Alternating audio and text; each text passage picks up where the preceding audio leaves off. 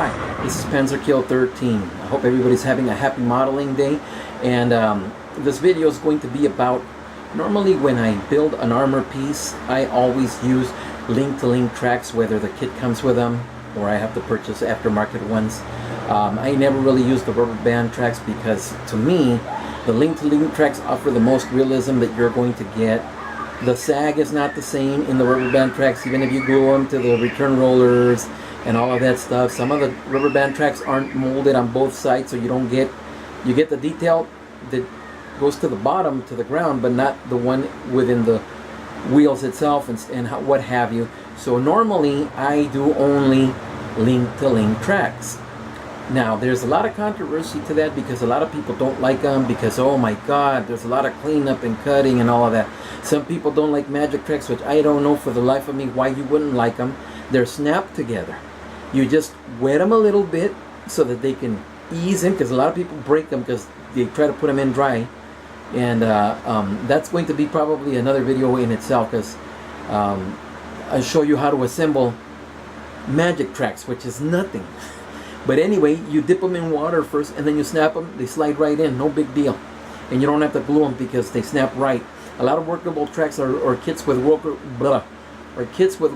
tracks aren't really workable. They don't stay, they don't stick, so you have to actually just glue them or whatever. But today I'm going to be putting together a set for my Chi-Ha Type 97 late Japanese tank, some aftermarket tracks that I bought, and I'm going to show you how very easy it is. A lot of people like to build jigs to keep them straight and all that. You know me, I'm about cutting time, making it fast, and making it not complicated. I'm going to show you how to put link-to-link tracks super straight, super quick, without a jig, so that you can stop being discouraged by building them that way. Now, if you build a jig, I'm not saying it is wrong, that's to your liking.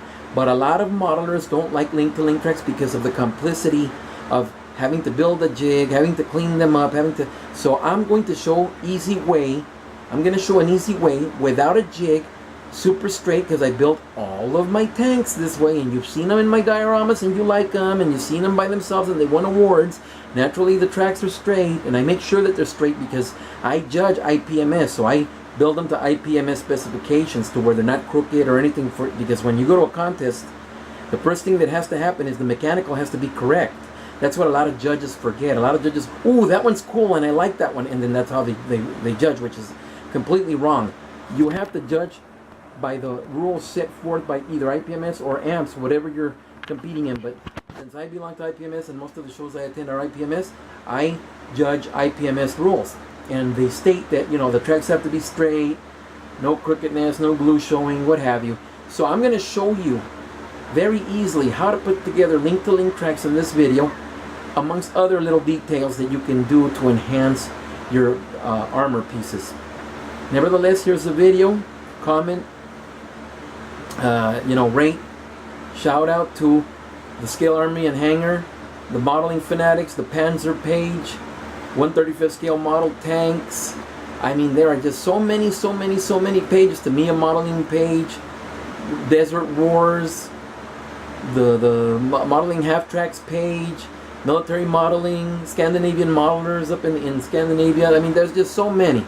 Come see us on Facebook, IPMS Sacramento. That's the modeling page, IPMS Sacramento. And join, and then you can get all the scoop from all the other pages there. Anyway, I'll talk to you after the video. I hope you enjoy it. Pay attention, very easy. And this will stop discouraging you from putting together the most realistic, detailed pieces for your armor. Panzerkill, later. Okay, and here we are. Now, as I was explaining earlier, at the opening of the video that I'm going to be showing you in some easy steps how to put together link-to-link tracks. A lot of people do everything they can to try to shy away from link tracks because they claim it's too much work, too much cleanup, too much effort to get the model to look a certain way and clean up on the tracks and what have you. And that's why they opt to go for the rubber band type. But I will tell you this, I don't care how good of a rubber band they make, it's never ever going to be as good as the link-to-link tracks. The link-to-link tracks is the exact way that the real vehicle works. It doesn't work on a rubber band. And so they have weight to them, and so they hang between the return rollers, no matter how tight they've been pulled, once they go into use.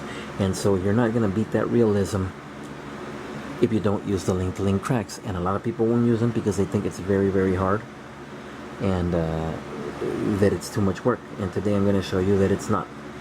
And we're going to be using my latest here, the Tamiya Chi-Ha Japanese Type 97 late version with the 47mm high velocity there.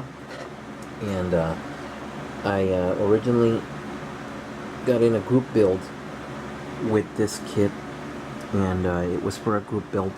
I did not make the time slot on the group build, and so the group build called just for the rubber band tracks, which I have done right here. And I even have pictures of it. You'll see it with the rubber bands on. Again, the rubber bands, you're not going to get the same realism as you're going to get with link tracks. Nevertheless, we're going to be doing the tracks to this vehicle here. I bought some aftermarket tracks thanks to a friend of mine in the IPMS club here in Sacramento. They come from Vision Models, for all you guys that want to know. These are good for the short-barreled Chi-Ha, for the here it is, Vision Models 1/35 scale Chi-Ha. And for any of the three variants that come with it, whether it's the round antenna on the turret short barrel, or the long barrel, or the self-propelled gun that has the same chassis. And these are molded superbly. I did some research on it, and they come from fine molds from Japan, so they are molded superbly. I've already done one side, and they fit superb. They're supposed to be workable, and I've only found very few tracks that snap together, that stay together, that are workable. These are supposed to snap together and then be workable. They do not. Some of the links pop back out because the pins in between these things aren't long enough to hold it in, and they're not molded right for that purpose.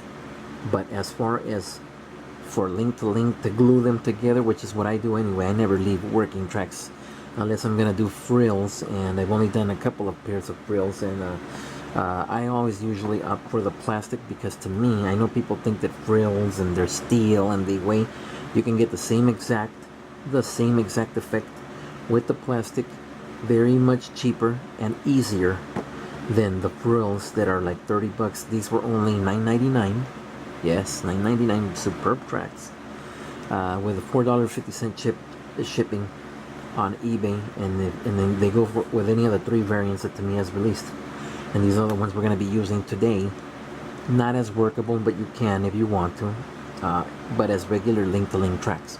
Now, that being said, there's three types of link tracks. There's the regular kind that you glue, which these are workable, but we're gonna treat them as the regular kind that you glue. And then there's the magic type of tracks, magic tracks that snap together, which I'm going to be putting together a little link for my Samoa. These are actually from the Tamiya Samoa kit, and I'm going to be putting them, I'm going to be using those on this guy here, on the Heller Samoa. I bought the Tamiya Samoa, and I had originally found a set of frill modelismo tracks for this one, but I'm going to use the good tracks, the frill modelismo on the Tamiya, and I'm going to use the Tamiya magic type of track snap together tracks on this and show you how they go together. Very simple. I can't understand.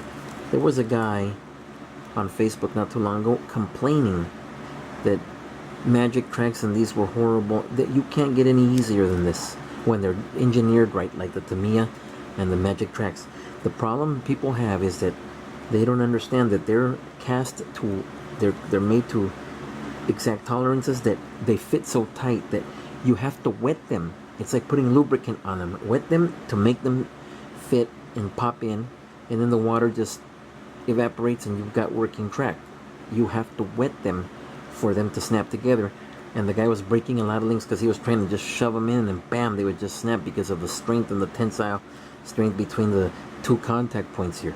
You have to wet them, and boom, they slam right in. I'm going to show you how to put together a little length of these, as I already have started putting together, see, the length of the workable Tamiya track for the Samoa. Well, anyway, there is that kind. There is the regular kind of glue that I'm going to use on the Chiha. And then there's everybody's favorite, the frill modelismo. I got these really dirt cheap, which is the only reason I'll pick these up. If I pay more than 20 bucks for them, I'm not buying them. But I think I picked these up for like $8 at a show for the SDKFC 251, which I'm about to finish. The AFB Kanonen wagon will get these. I had originally got some AFB ones, but here's the Kanonen wagon, and that guy's gonna get these tracks right here. Well, nevertheless, those are the three types of tracks that you're going to find available for any given kit. Not all kits will have a link-to-link tracks from three different types. Like I said, these were like hard to find. I didn't even know they existed till a guy told me that Vision Models made those for them, and I found them on eBay really cheap for $9.99, brand new.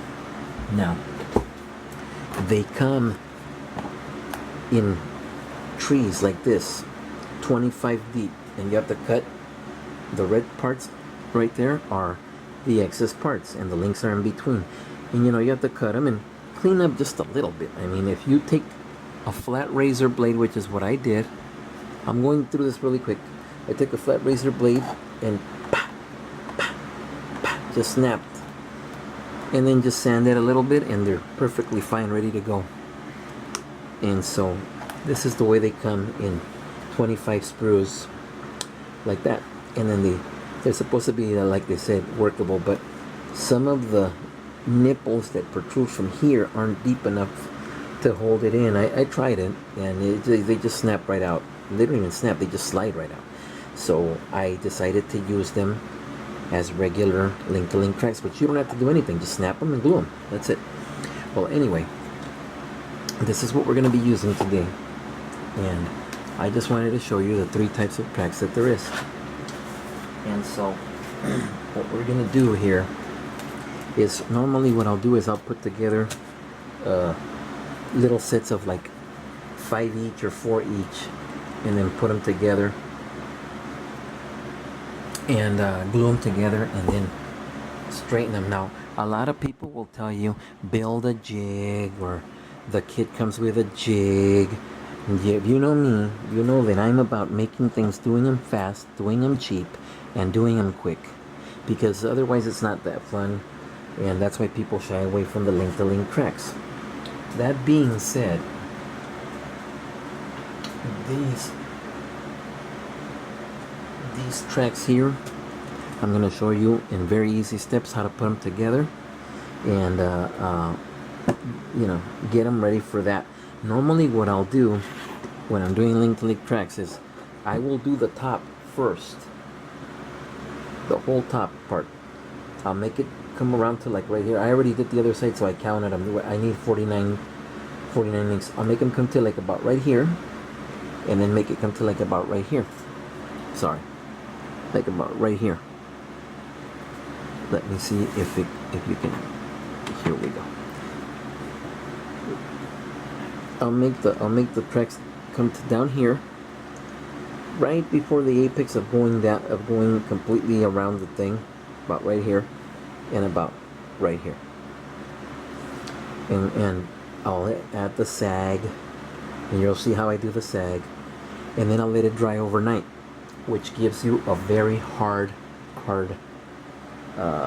when they're link tracks, it gives you a very hard track that's already molded. As you can see here, this is the other side. See, they're already molded with the sag and everything. Now these are directional, so you have to see which way. This is the front, and I've already done the other side. And what this does is you leave it on after it's glued, after it's dried. Don't take it out, leave it on, and then you proceed to do the bottom and meet here and meet here. Very simple, not very complicated. This is going to help you. And so what happens after that is you let them both dry overnight, and you tape them, and then it's like a little shell that gets molded.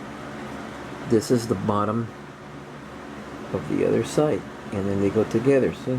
And then you just little, and then what I will do is the back part here, I will glue it before I install it.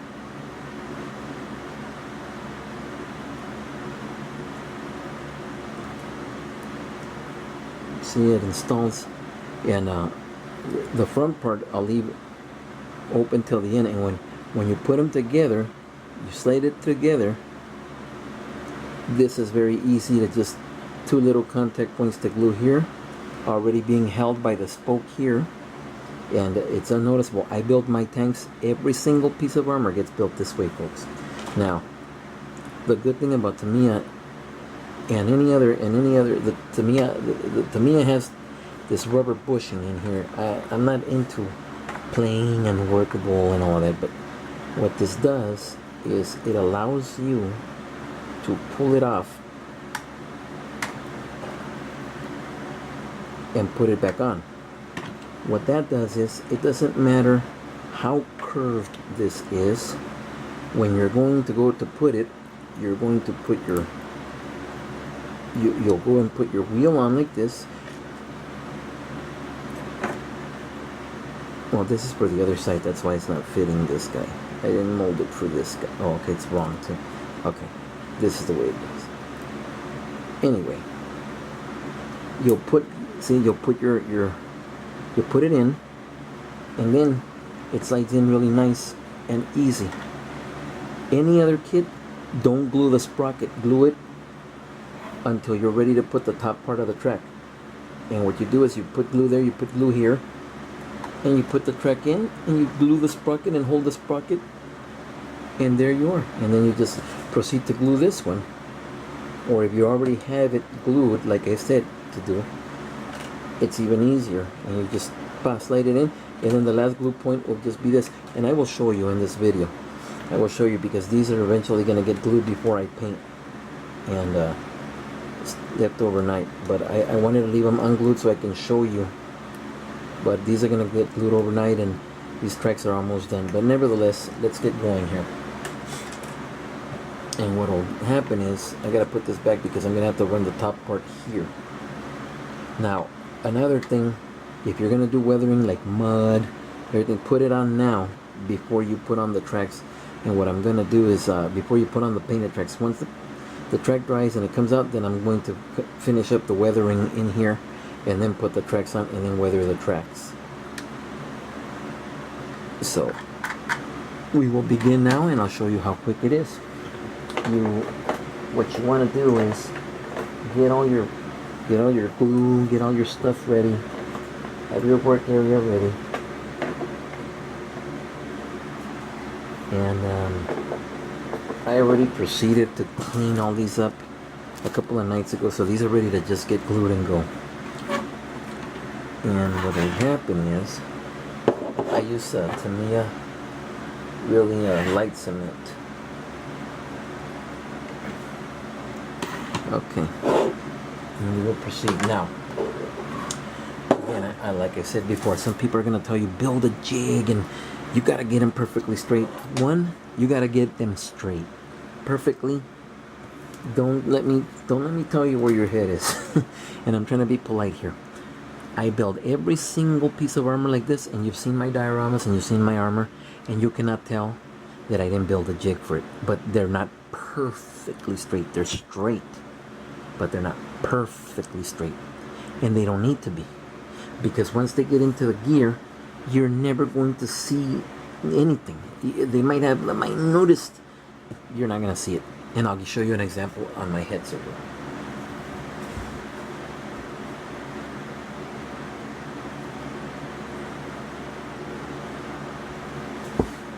This is the hitzer with the Dragon factory link-to-link tracks. I put them together the same exact way I'm putting these together, link by link, no jigs, and just using 2 straight edges. I'm going to show you right now. And they are straight, but they are not perfect, because I can see maybe a micrometer of a millimeter of wave in them. But can you tell? Of course you can. If you say you can, you're full of it, and you know it. I'm going to show you where your head is hiding. But there's the hitzer, there's the link tracks from the factory, and you cannot tell that they are not perfect. We don't need a jig. We need to have fun. We need to do it as best as possible. Yeah, we want to get it straight. We don't want it to be coming out like this.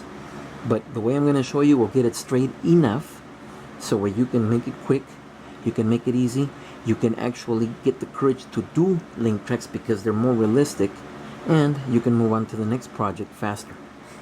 Nevertheless, let's get going here. Put the heads over here. I'll let you see it while I'm doing it. Now, I have a small one. You can have any kind. This is a small straight edge that I use here, and then I have a long one that I've bought for large cuts or whatever over the years. Metal straight edge rulers, okay? And what you're going to do is very simple, and you will see. We're going to get started now. I need 49 links for the top run. I'm not going to count them out, I'm just going to count them as I glue them. And we're going to just toss them out in here. Okay. If we need more, we'll go to our bag of trusty links and get more.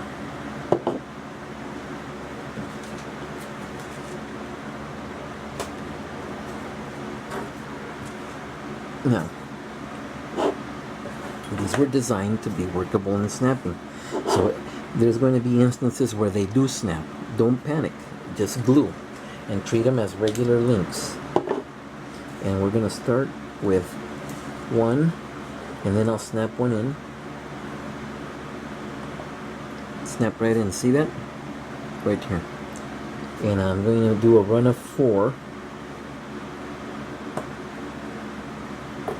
They snap right in. Did you hear that? Okay, we got a run of 4 now. Now we're going to glue. Very simple.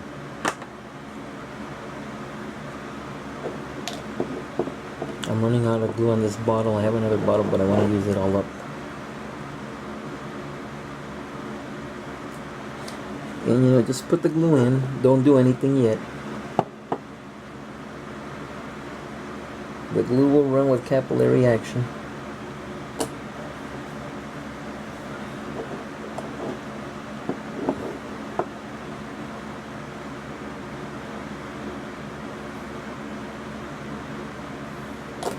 Okay. And what you do is just push them up as best you can. I'm going to show you later how we straighten everything out using our straight edge and make another set now. Very quick. Is this complicated? No, it's not. Am I using a jig? No, I'm not. The purists and the know-it-alls are going to say, no, that's not the right way to do it. And I've always said in my videos, there is no right or wrong. And the purists can come here and argue all they want. There's my models, and I'll show you some of my dioramas, and you tell me if my work isn't worked. That's all I gotta say. There you go, see? Was that so hard? No, it wasn't. And so, you douse another set of 4. And capillary action, oops, this guy got stuck. The capillary action will suck up the glue into all the little nooks and crevices.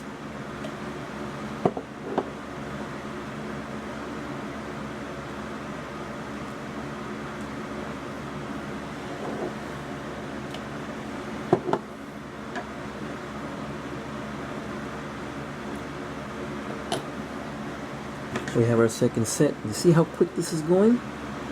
People, it's not that hard to get really realistic results. You're not going to get this sag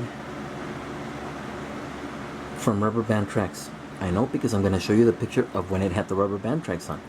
Even if you try to glue the rubber band tracks, these are individual links, so they move accordingly to the shape of the roller, opposed to a flat piece of rubber that you have to try to glue around the edges. I don't care. You're not going to get this result. Now, people are going to send in pictures and all that. You're not going to get this result. It just doesn't matter. Now, another thing about the rubber band tracks, at least with early Tamiya's, a lot of them lacked detail on the inside. Like if you look at their Tiger and Panther tracks from the 70s, there's no detail on the inside. So it looks like a toy rubber band. And you're not going to get, again, you're not going to get the detail with the rubber band tracks of the exact hole here at the pin locator. These already have the holes molded in them. The rubber band track does not. So you're getting a lot more detail doing this step. That's impossible, right? People will tell you, oh my goodness, I'm gonna throw. There's people that write on the Facebook post, I'm gonna throw the tracks away, I hate these tracks. What do you hate about them? Look how easy it's gonna be, and look how nice they're gonna look when you're done. There's nothing hard about it. There is no right or wrong, and there's nothing hard. Now, again, my method isn't the best. It is my method. It is a quick method, and it is an easy method. And this is the way I do every link track. I clean it up. Once you clean up the track, these don't even snap. They just fall into place because they're not workable. And when you put them into place, you just glue them into little sections like that, and you're good.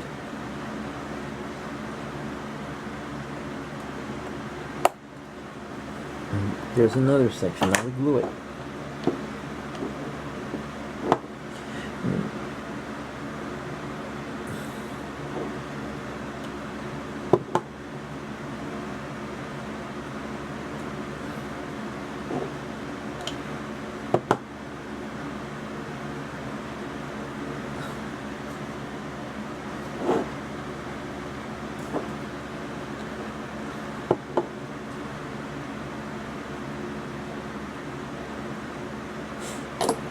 And there, that one is drying. Now, go back to your first two. This is the second one I did. This is the third, and this is the first. Put the first there. Grab the second. Snap it in, and glue it.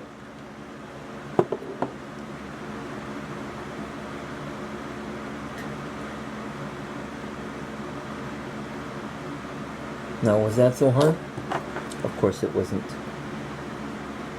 Tracks made easy. 1, 2, 3. See? Now your links are starting to get together. Make another 4. Remember, we need 49 to 50.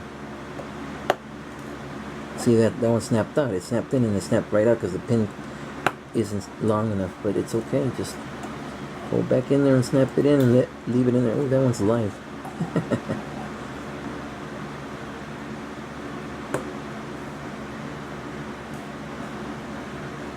And now we got another 4. See that?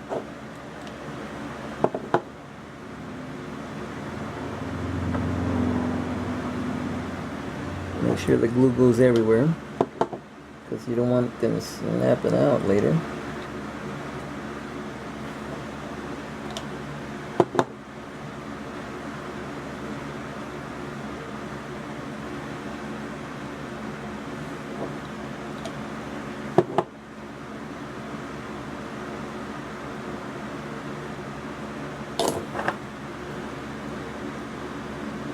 And voila. Now, we made 4 sets of 4, so we're at 16. Get the last one. Snap it in. Look at that. Is that so hard? Oh, Joe, but we don't have a jig and they're not going to be perfect. Just let me show you a little bit. I'll show you in a little bit. They're not going to be perfect.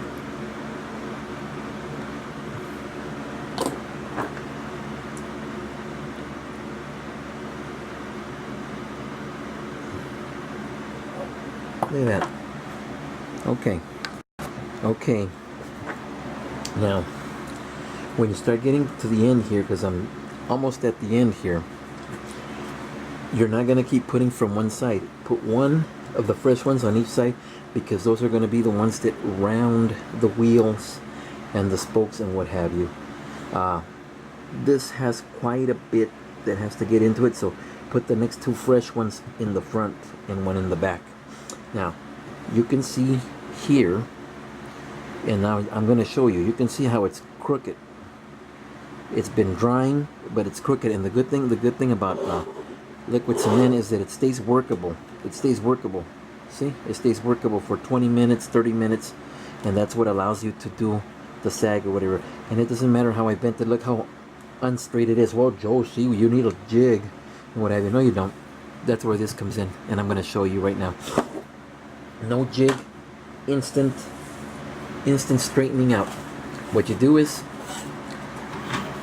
you get your straight edge, you put your track down like that, you get your other straight edge. It could be the same size or small or whatever. Now watch this, jig builders. Watch this. Super duper fast straightening. You put the large one on one side of the teeth, and then this one you just run it back and forth against each other. Again, they're not going to be super perfect. Maybe a micrometer of a millimeter off, but nobody's going to be able to tell when I pull away from it. There you go. There you go. And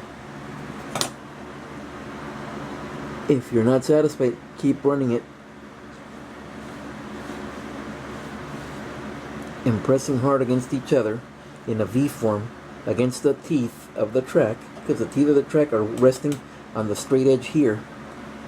It can be done with double teeth, with whatever. I always do. Every single piece of armor is done this way.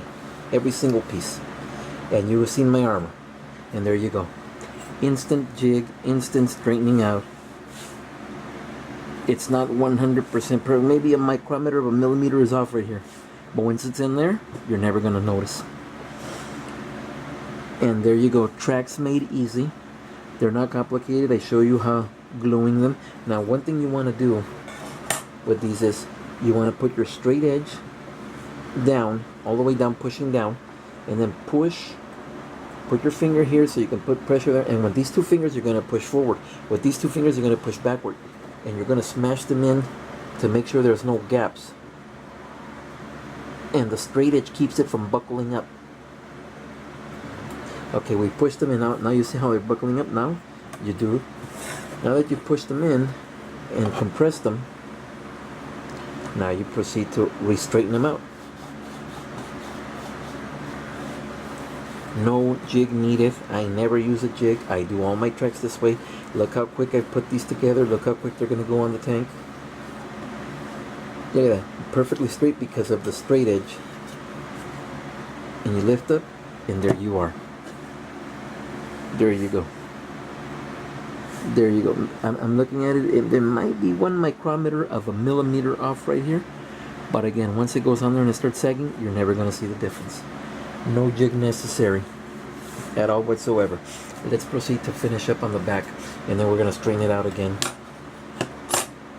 And so that's it. That's how I do every single set of tracks, guys. And what we're going to do here is we're going to, this is the front, so I'm going to put these at the front, and you grab your track and you push down and just put it in.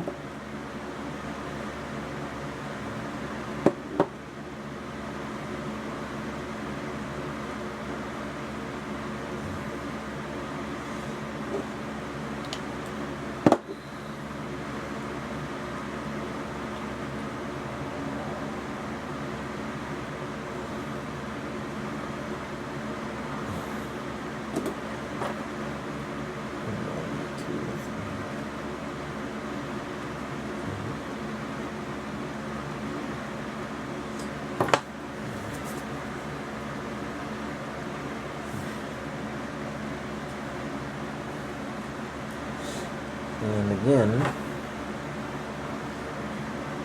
these will go in the back, but I'm gonna build the last set first because actually I'm gonna put one more link to that because at the back, there we go. I want the back to have the extra link so that I can bring it below. And don't think that this is the end of the video.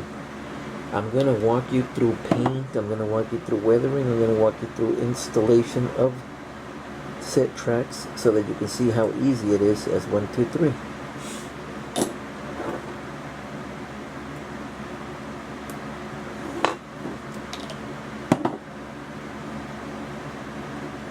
One good thing about the internet is that it brought us all together, and you get to know some people that you never would have known to begin with. Before, in the 70s and the 80s, we had magazines, and you would hear about the famous guys in magazines, but never even knew what they looked like, or what they sounded like, or who they were, or Shepard Payne, you would see his picture on some of the books or whatever. But I mean, now there's whole sites devoted to that. You communicate with friends halfway around the world instantly. They give you instant appreciation of your work. You give them appreciation of their work. You get to see their work instantly as before. You might never have gotten to see Masahiro Loi's excellent modeling, or whoever it is that you follow. And now we get to see it instantly due to these Facebook pages and the websites. But I like the Facebook pages more than the websites, to be honest with you. I've been a member of Armorama since 2002, and I'm hardly ever there. I'm more on Facebook, but I do have to start giving them some attention because I'm in some group builds there. And my name is Panzer Keel on there also. So yeah, the internet, I have mixed feelings about. People that know me really good know what I'm talking about. But one good thing is that it brought friends together from all over the world that you might not have ever known, or their techniques, or what have you. And I appreciate that part of it. Okay, folks. Here's the run. Here's the back part here. And then this guy's going to go in the front part. And let me see.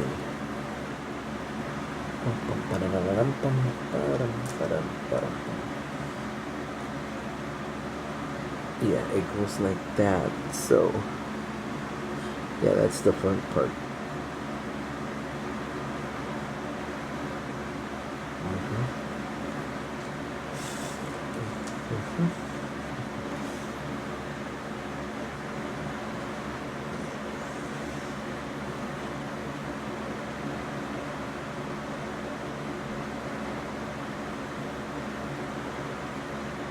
Alright. Beautiful, beautiful, beautiful. We will proceed to put our back first. We're almost done with the top run, guys. Like I said, I'm going to walk you through the whole process of the tracks, not just the building of the links. The whole process. 1, 2, 3, 4, 5.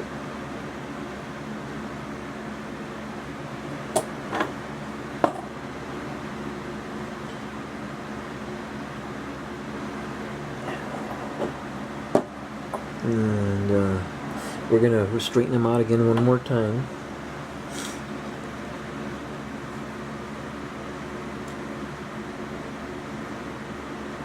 Oh, that one didn't come to anything.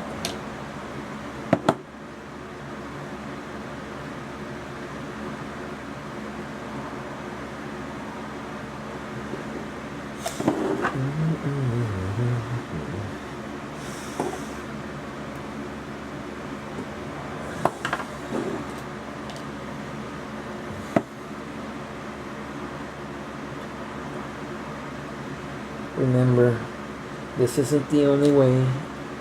This is just my way, the way I'm comfortable with. And let's get the best results we can and move to the next project. And see if we can't finish off quite a bit of this.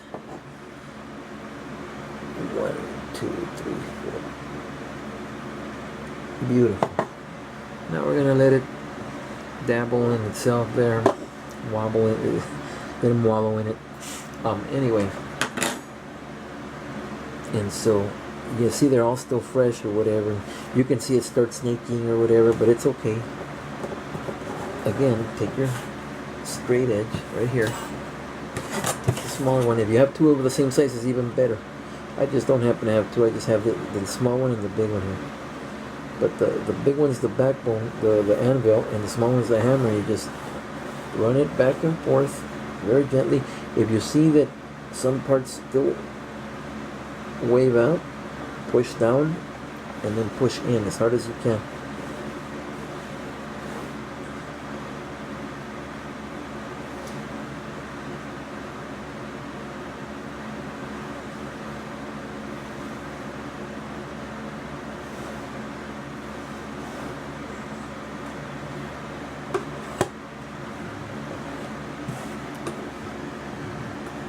There you go.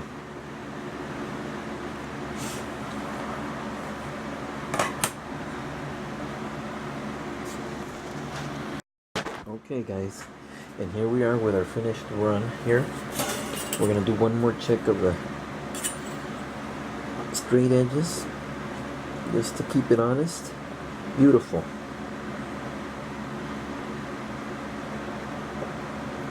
Beautiful.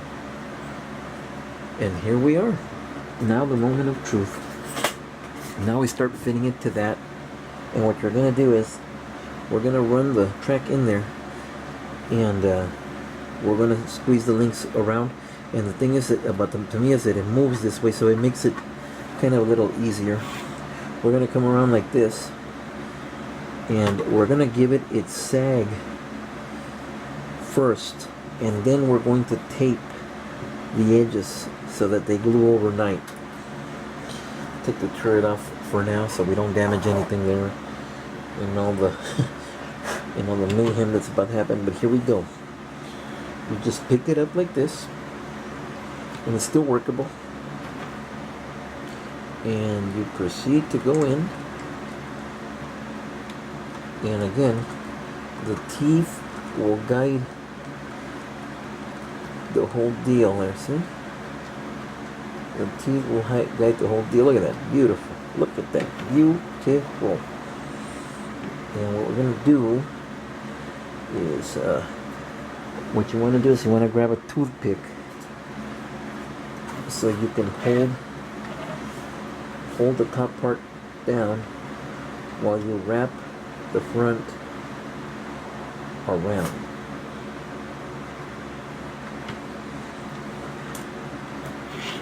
And there we go. We just wrapped it around real nice.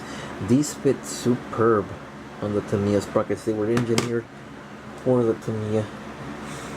And to be honest with you, I might have to do like another run of 4 more, because there's not going to be enough. I can see there's not going to be enough well, links. Now what you want to do is you're going to take some tape and you put it from way up here, press down really good, and then proceed to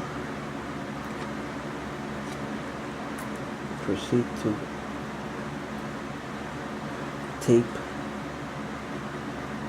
around to the wheel. And then what you want to do is you want to make sure that the tape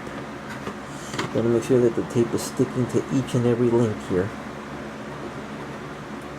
because they will tend to want to pop out. Okay. And now you come around to the back, being very careful with your... Oh wow, this is loose. Okay. Being very careful.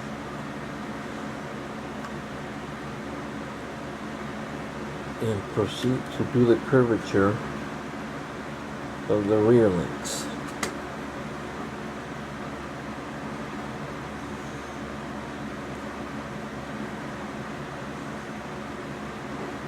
Okay. It looks like I'm going to add maybe another 2 links because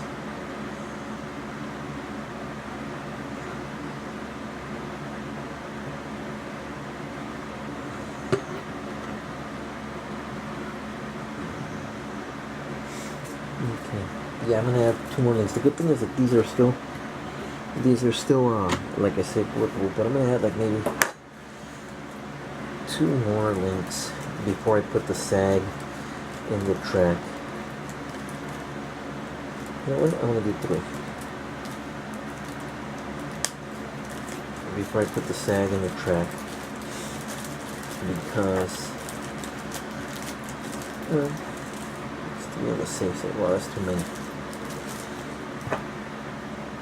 I just need 3 more. Okay, we're good now.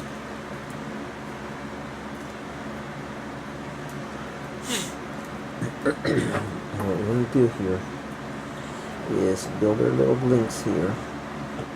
And it's a good thing that the back is where I'm going to put these, because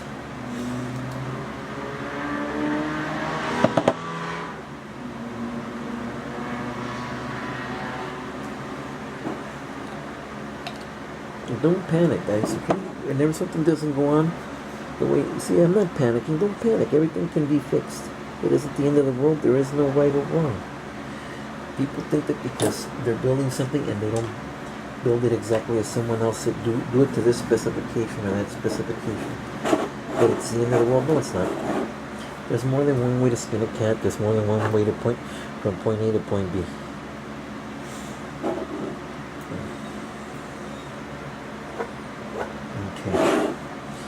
Now we got to be really careful with the tank, because some of them, if you use photo etch, you'll have all these little latches and stuff that are really vulnerable at this point. And I'm going to show you right now what we're talking about here. I'm going to show you what we're talking about. Yeah, homeboy. And what we're going to do is, you know what I'm going to do? I'm going to take it all off. It's okay, we can start over, no big deal. See? I'm not panicking, nobody's panicking, and it's still gonna come out awesome.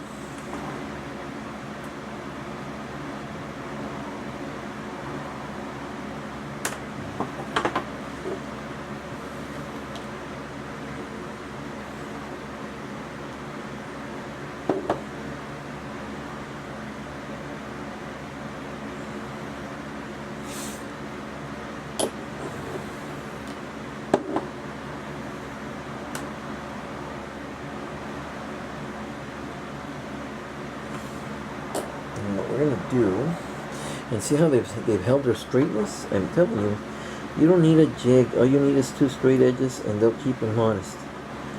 We're gonna let this dry for just a little bit, and actually we'll strain it out and run it through again.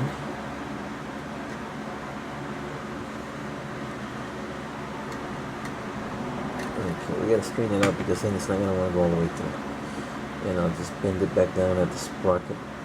And if you have to bend, the sprocket is perfect, because the sprocket will align it perfectly when it gets into the teeth. And nobody's gonna see that you're a micrometer off, and that, oh goodness, you didn't build a jig, it's over. You're not the right type of guy that we should be listening to, and all this and all that. Look at that. Look how nice it just runs into that. And so, what I'm going to do this time though, is the tape I saw was kind of short. Well, you know what, I'm going to move it forward, because that's what I'm going to do. And so now that we got our stuff there, we're going to hold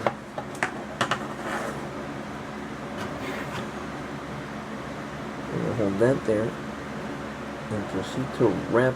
There we go. Beautiful. Freaking beautiful. And so what we're going to do now is put our tape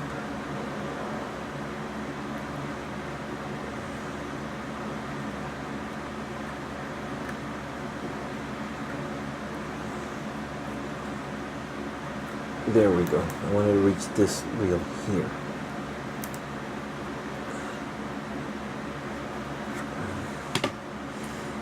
Beautiful. That's what I wanted. Yep.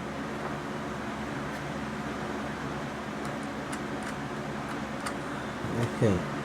And what you want to do is you want to make sure rub all the edges really hard so that the tape grips, because you're going to pull on it.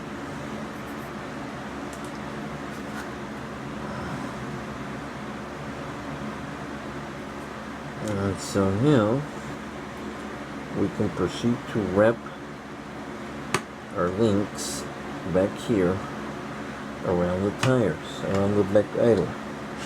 Now, at the same time,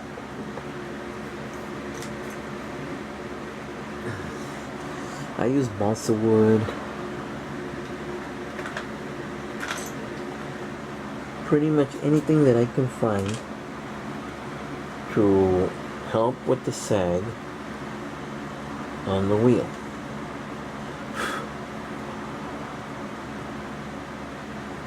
And what we're going to do here is we're going to proceed to push down on it.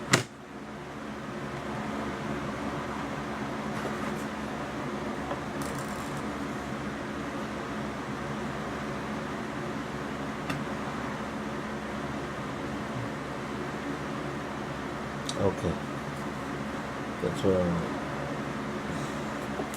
I'm going to tape the back part down.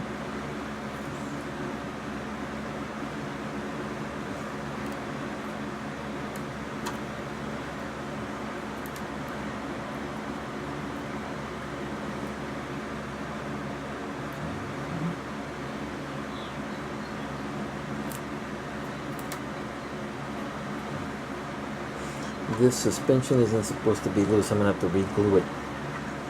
But this is what I wanted to do before I start putting the sag in it.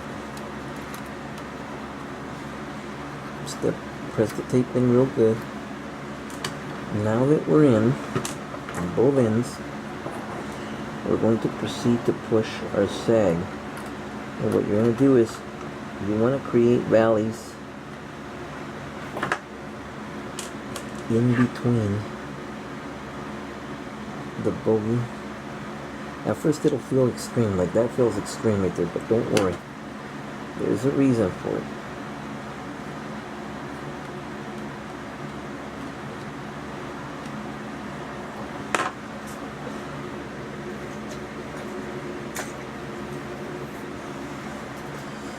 And I'll show you why, because you're going to take them off after a little while and they're going to come back. See? Now move this one more forward to kind of maybe more even it out more. This guy here will come here. And then with your tweezers, right on the outside of each roller, push down.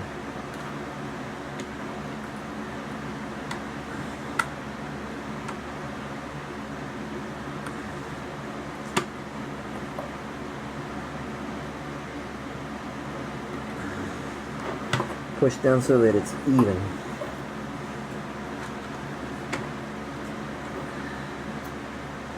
There we go.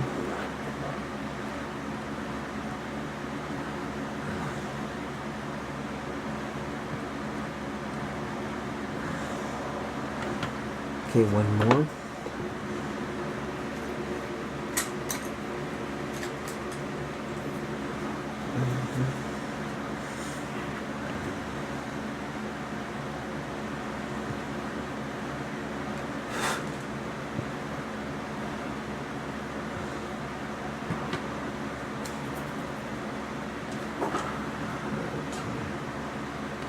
Grab your tweezers and on both sides of the roller, push down.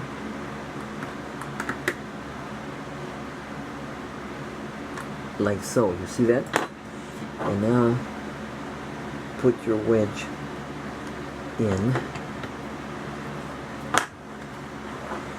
And I can see that this guy isn't really all the way pulled. Now we're all the way pulled. Beautiful. And that's what you want to do. You want to pull it all the way.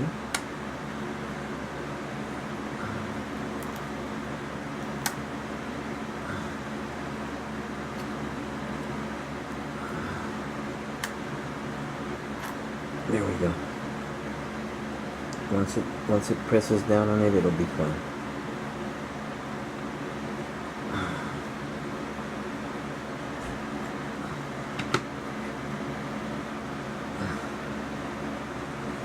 We're pressed all the way, and now we want to, with our tweezers or a stick or whatever, push down to make curvature here.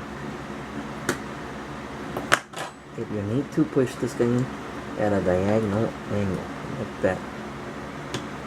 Put this thing in like that. And what you, like again, it's still workable, so you want to, on both sides, make sure that it's the same angle of drooping. Not more than the other on another side.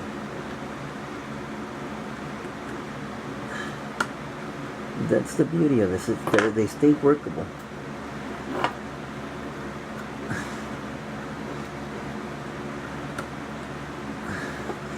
Now take your thing off here.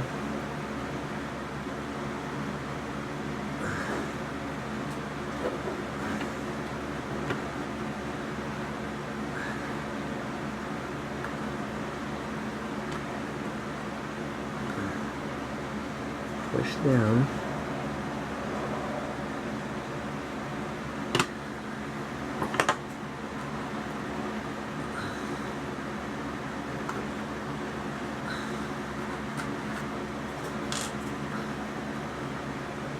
Okay, so now what we want to do is we're going to trim the sprocket just a little bit more and move the tape forward like so.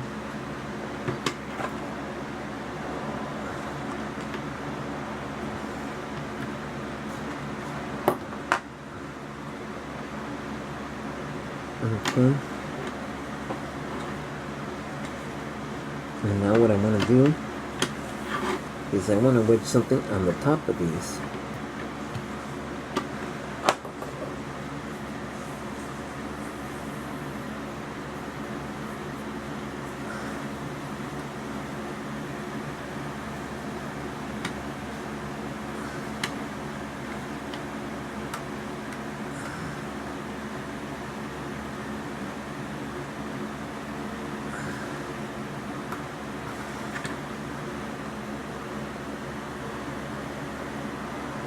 Okay, this guy here, we're going to put him on top, right on top. There we go. And now I have another piece like that.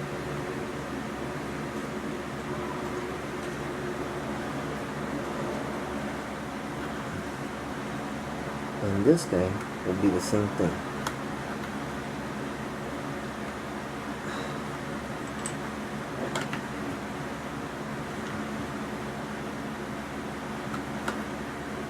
We just push them towards the front.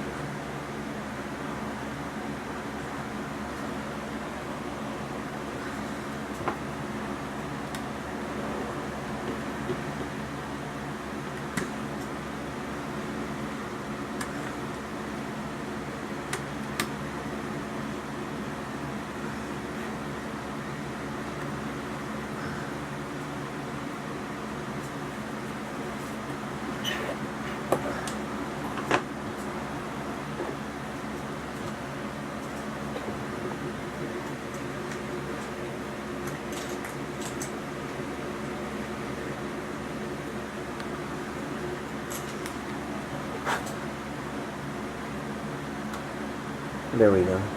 Put this guy here. Now you have your wedge. Now you can push down on this guy.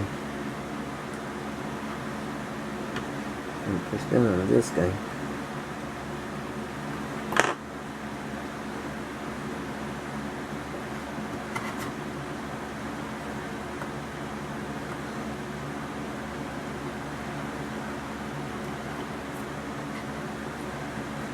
I got some mud on that fender that I don't want to ruin. That's why I'm not doing it that hard. Here we go. That's what I want. Good boy.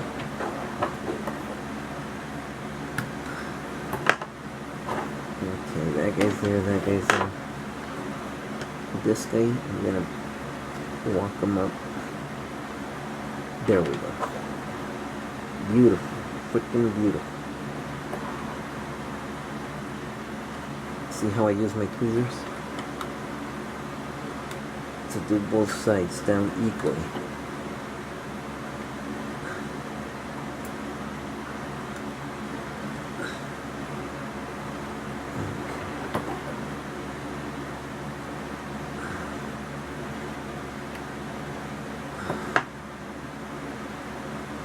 Beautiful. Freaking beautiful.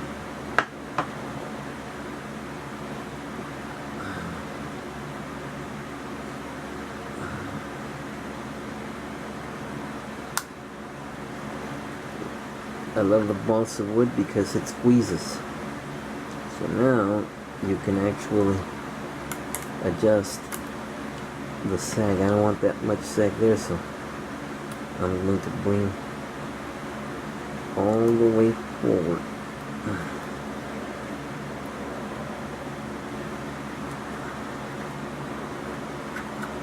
And then leave it overnight.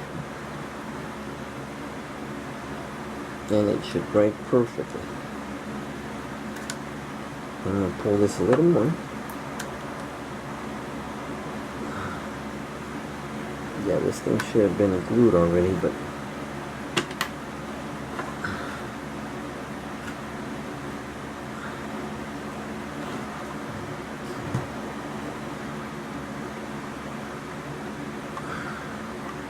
okay, beautiful. And now we're going to leave it a couple of hours drying just like that. And that's how we have our sag. And that's the top part. Later I'm going to show you how to do the bottom part and knead them up, and then we're going to paint and all of that stuff. Basically, that's how we do our tracks. Okay. We'll come back in the next segment and do the bottom part. Okay, now we've done the top part, and I wanted to show you this side. I glued both halves last night, and it's ready and dried. See, it's already glued from the back. I just leave the front. I leave the front loose, and then I'll just slip it in, and then glue it once it goes in there after painting and weathering and what have you. But this is very easy, and the link tracks keep their shape. It's not like the rubber band tracks. They keep their shape, and you can see how that's gonna look there. These are ready for primer and paint, and you can see the sag. As it dries up, it starts, you know, you push the sag in a lot, and then as it's drying up, it starts kind of like shrinking. The sag shrinks. So you'll get the hang of it. Once you start doing a couple of them, you'll know how much to push and when to leave it alone or whatever. So this is what it's going to look like. Very easy. You spray one half, and then you spray the other half. And like I said, I'm going to walk you step by step all the way to the finish on these. But you can see right there, very easy. I didn't make a jig. You didn't need a jig. It's off by a micrometer of a millimeter, but right here, look. But you can't tell. It's as straight as a whistle. No jig necessary, as I showed you. Anyway, I'll show you what the other one looks like. It's already dried. And you can see that's the top half. See? That's what it's going to look like when it's done. And what will happen is this guy here is going to be the bottom one, and then this guy will get glued, and that's why I leave it all the way to the bottom here, so that when you glue here, well, actually, if you were painting both halves, that would be the case, but since we're going to be gluing, it doesn't matter. But This is the contact point. Always try to leave it under the wheel, so if anything goes wrong, smears, smudges, or anything, or the glue oozes out, or whatever, you know, you're not gonna see it up here. It's gonna be down here where it doesn't show. But nevertheless, that's what the top half looks like. We're gonna proceed to build the bottom half now, and you're not gonna glue it when you build it at first and you lay it to rest here. You're not gonna glue it. You're just gonna tape it so that it can hold its shape. After it dries, then you're gonna glue it. And that's our top half. See how easy the tracks are, and it's gonna look really good. Look at the sag on that. It shrunk, like I say. And there's a little play here, but when you take them off, the good part about liquid cement is that it glues strong yet flexible. You can squeeze. I'm gonna squeeze this, and it'll be a really tight fit around here, which really won't matter because once we glue this, it's gonna pull in. But nevertheless, let's proceed to build our bottom half. Same process as before. We'll do them by force until we get the desired amount. And you know, well, a little bag's giving me a little part. Oh, there it goes. Okay. Now there's supposed to be 8 extras, so I'm just gonna empty up the whole little bag here because there's only gonna be 8 left over when we're done. But nevertheless, here we go, guys.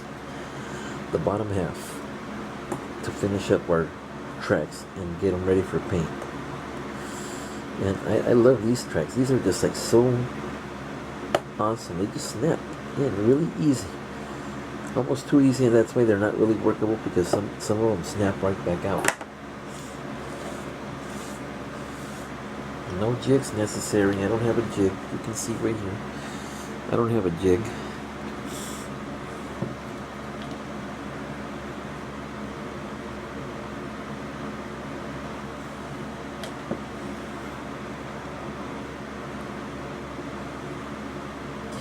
The capillary action on the glue just flows.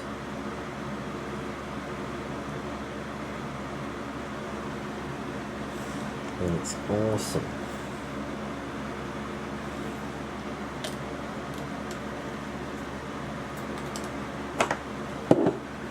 And just squeeze in. Push it in, and then later on with our straight edges, we're going to straighten everything out. As a matter of fact,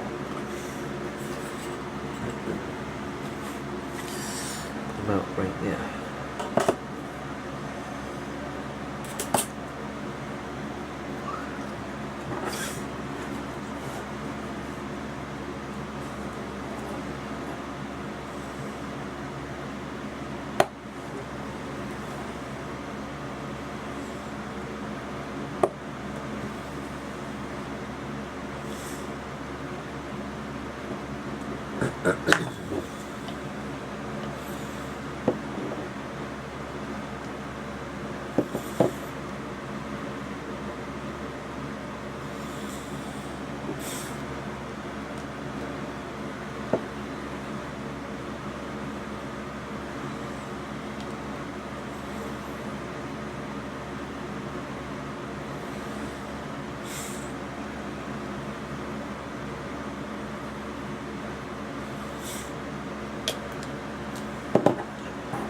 Now we got 1, we got 2.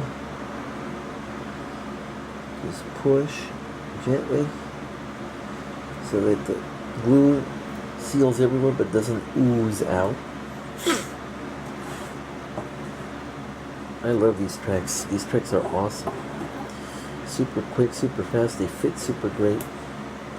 Easy to clean up. Not a big deal.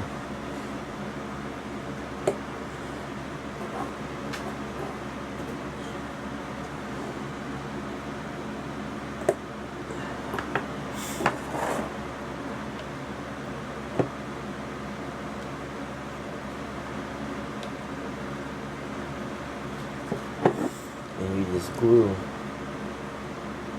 and the capillary action just runs along the whole track contact. Now, for years, and I don't like to endorse certain products, and I don't mind certain products, but for years, I used Testor's liquid cement, and the applicator on the Testor's liquid cement is horrible. It's a fanned out, fat brush, and I never even considered Tamiya, and I swear by this now, guys. This is Tamiya thin cement. It has a beautiful, tiny, precise applicator for any tiny little application, or you can just douse it, just like the other one. It's super thin, and it glues super strong and super fast. And I will never stop using it now till I stop modeling. But it is great. The cement is great. I'm a firm believer now in Tamiya. I mean, I know Tamiya products are great. I use nothing but Tamiya paint to paint my. But I never ever considered using their glue, and I don't know why. I should have been doing this since the beginning, because it's great. The applicator is great, and it glues super fast and super quick. It costs about $1.50 more, but it's worth it. I don't mind paying the $1.50 more than Testor's liquid cement. Which Testor's, the cement is good. It's just it's crude compared to this. The applicator, and it's thicker, and it runs thicker. This is nice and thin, and it runs quick, capillary action, and the little applicator lets you put it exactly where you want it, as opposed to the Testor's one, which is a real big, fat, synthetic fanned out brush that you can't really precisely. For big joints, it's no problem, but when you're doing tiny little, I don't know, canopies, whatever, this is the way to go. This is just the way to go now. And okay, I've made 4 right here. Now we're gonna need more than 4. So, but once you get to like 6, start counting, start putting them together, and you can run to see how many more links you will need on the edges and what have you.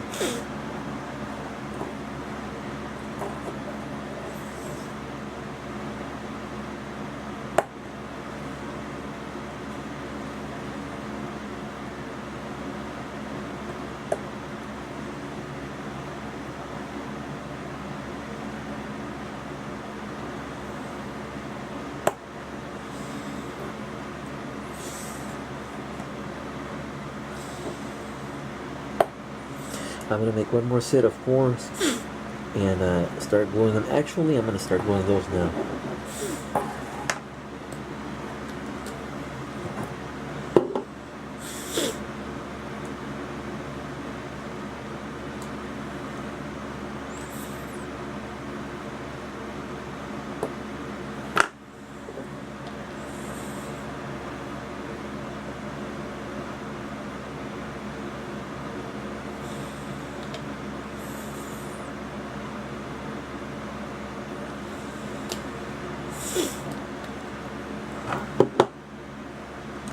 One of the good things about the bottom run is it does not have to be super duper precise, because you're not going to see the bottom.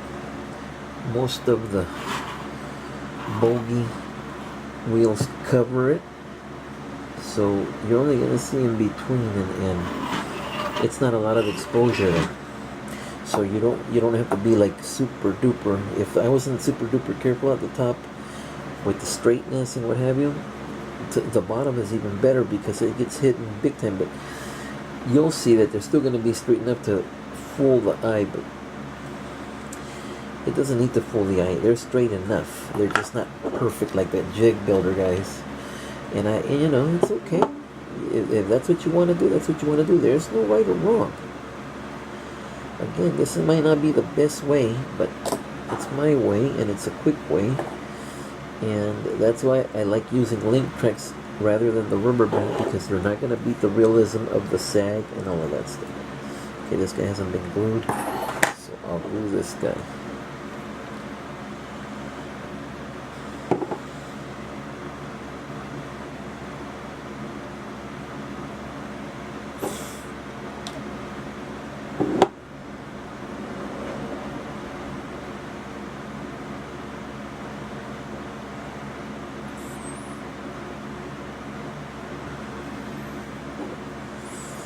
Dun, dun, dun, dun, dun, dun, dun.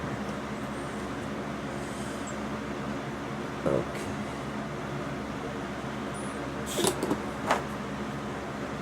And now this guy's glued. Let's push in.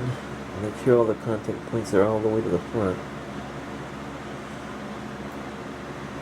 And now this guy here, we'll put like here. Oh, did I glue it? Yeah, I didn't glue it back. I didn't glue it back right there. Hang on, it's okay. No panic. I did not glue the back link there. That's why it was moving. I was like, why is it moving? Because I didn't put glue on it. Okay.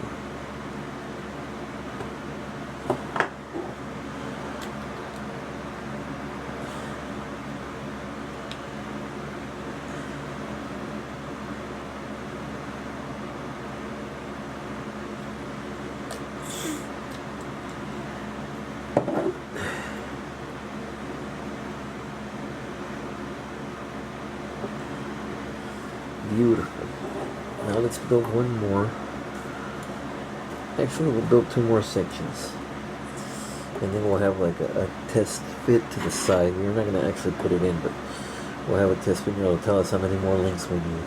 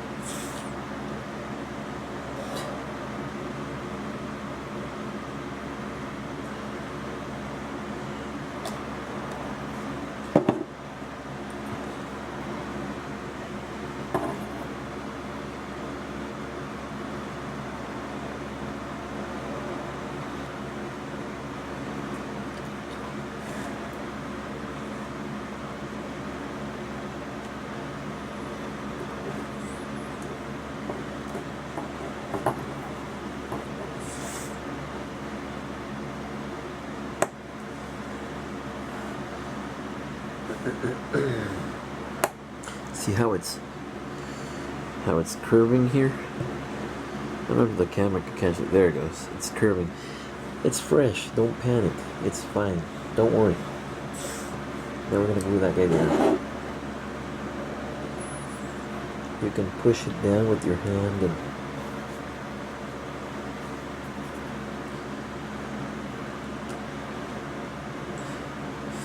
move it around and what have you.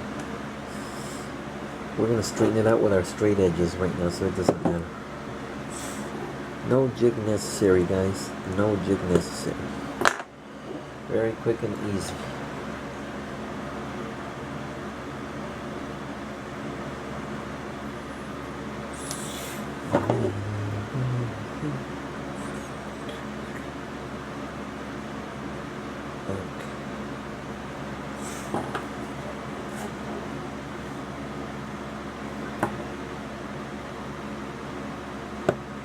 Alright. Let me see.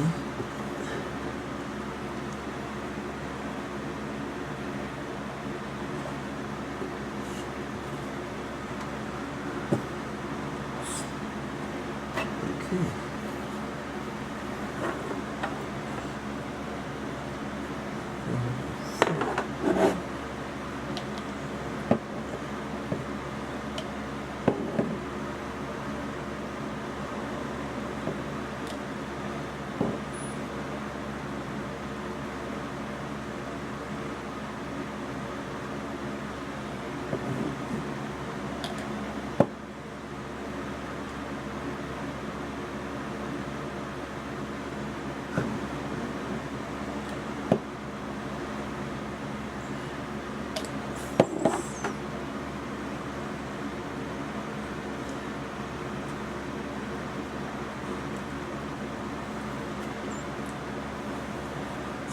Okay. We're gonna add this one now.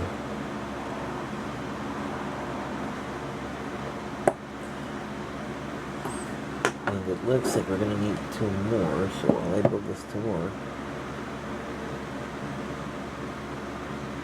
these will be drying.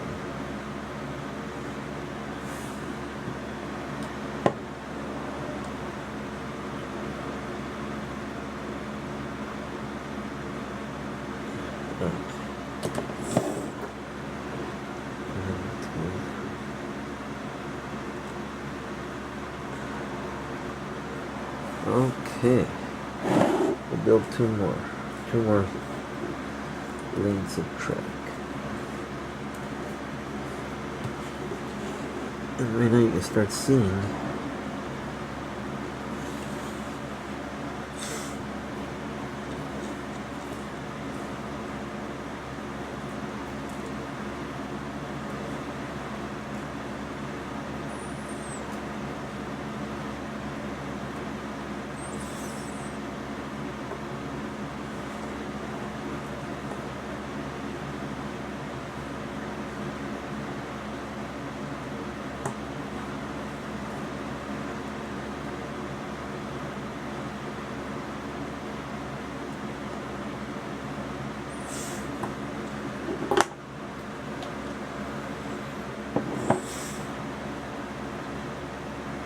beautiful.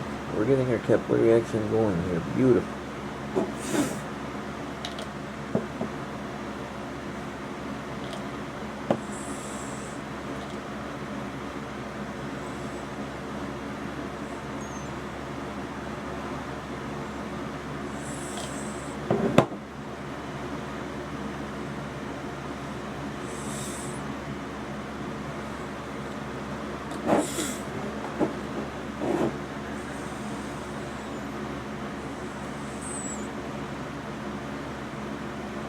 Okay.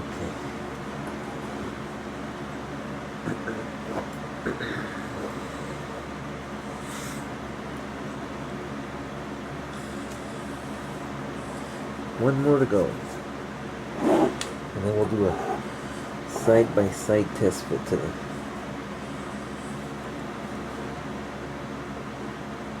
vehicle.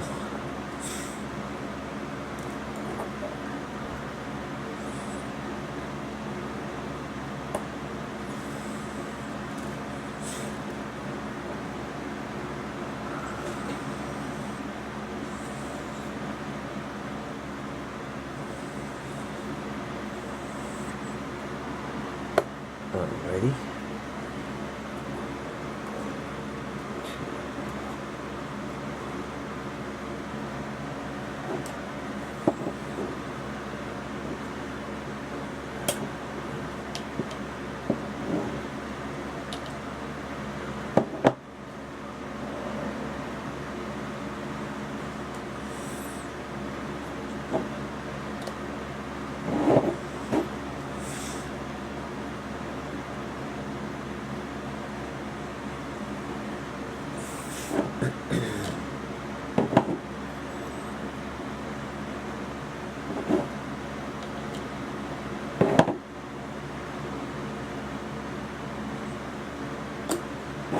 We're getting into the home stretch here now, guys.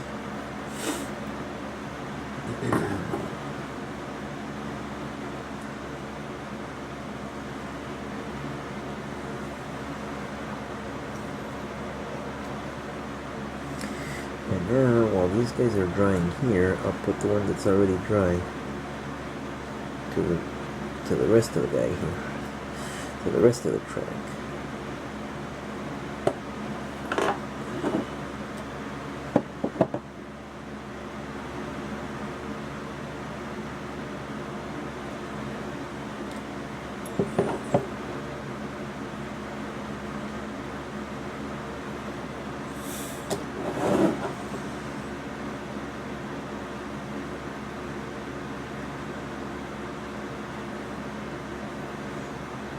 Beautiful. And now we'll give it a little bit of time to rest there and put one to the front. When you start getting to the end, start putting the fresh ones to the front and to the back, because the curvature will need the fresh ones to not be so stiff so that it doesn't pull the plastic and it shows the plastic pulled. because these have already been kind of drying. I mean, it stays workable for a while, but nevertheless you have to do it that way so that it doesn't pull the plastic. The glue won't pull the plastic as you make the curvature. It's necessary to go around the sprocket, to go around the rear idler.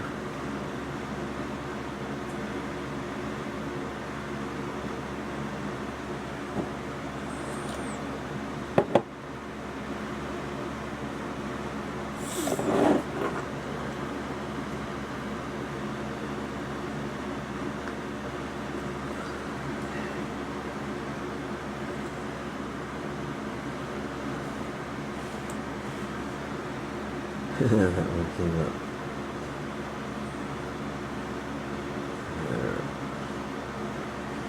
We're going to straighten them all out right now anyway. Now let's put this back part and then let's have a side-by-side test fit to the vehicle to see kind of how many more are necessary.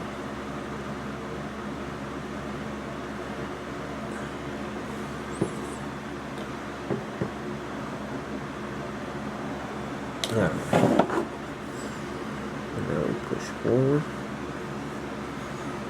and so it runs like this, and so it looks like we're gonna need, we'll do 3 in the back and we'll do 4 in the front.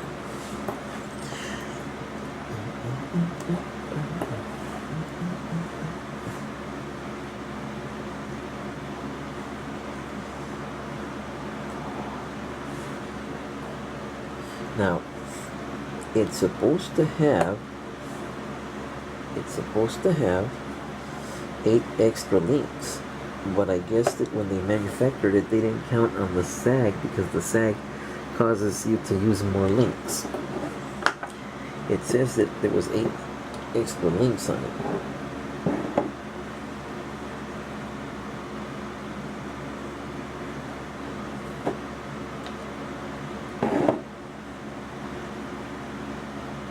And it looks like I'm just gonna have enough.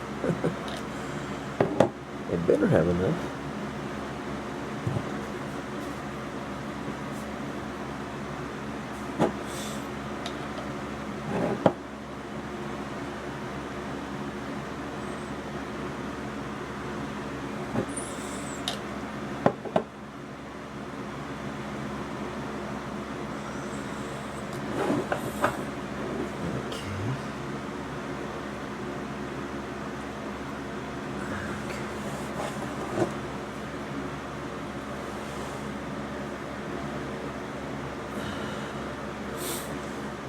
So what I'm going to do now is I'm going to put these on last, and then we're going to add this guy here.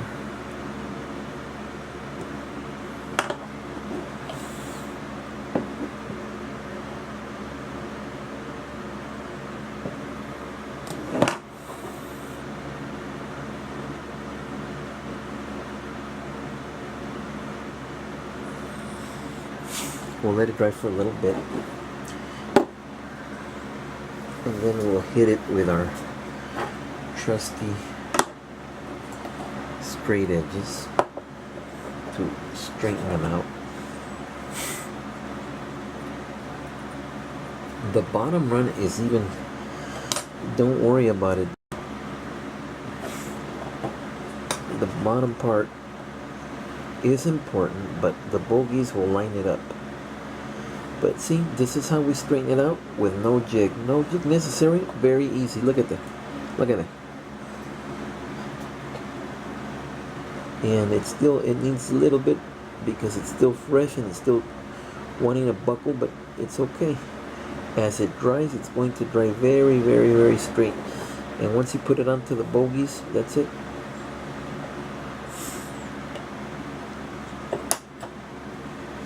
So now what I'm going to do is I'm going to take the turret off of my tank so that I don't damage it,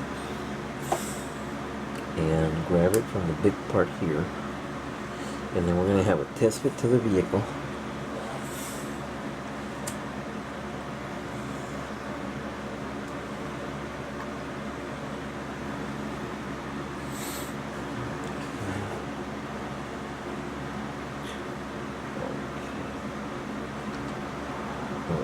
do is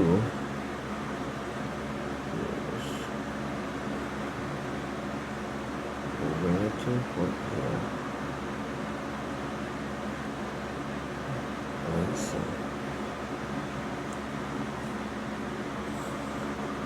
Bring it to the point.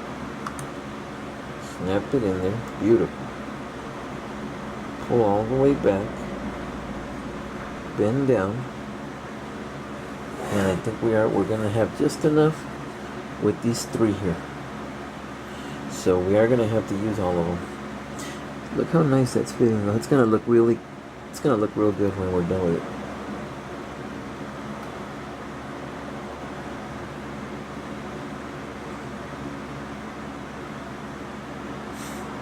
Okay. And so now let's proceed. And what we will do is pull it off. The great thing about these is that, like I said, the glue stays workable for about a good 45 minutes. So what we're going to do is we're going to use our straight edge again and straighten it out again.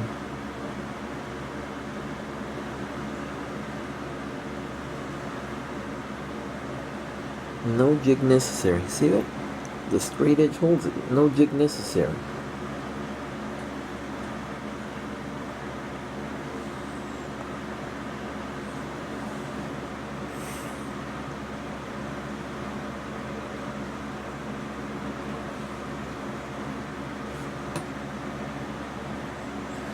And there you are.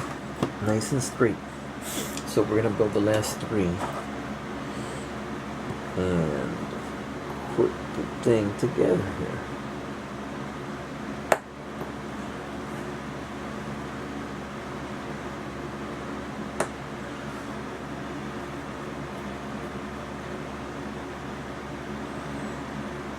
Okay.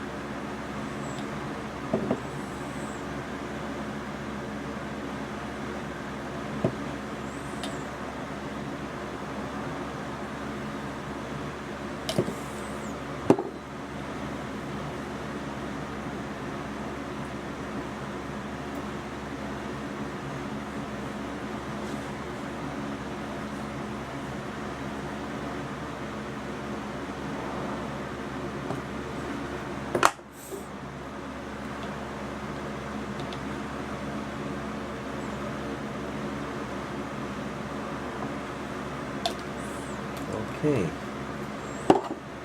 And now, press down, press in. Alrighty. Let's get our straight edge out again and get them as straight as possible. Switch sides once in a while like that. I got the back to the front to the back.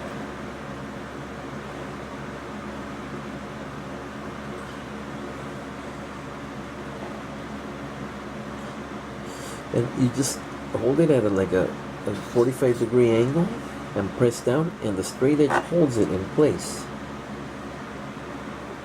The pressure of the straight edge holds it in place. You can even wait there for a couple of seconds to let it dry really good. Pull away, and you have straight.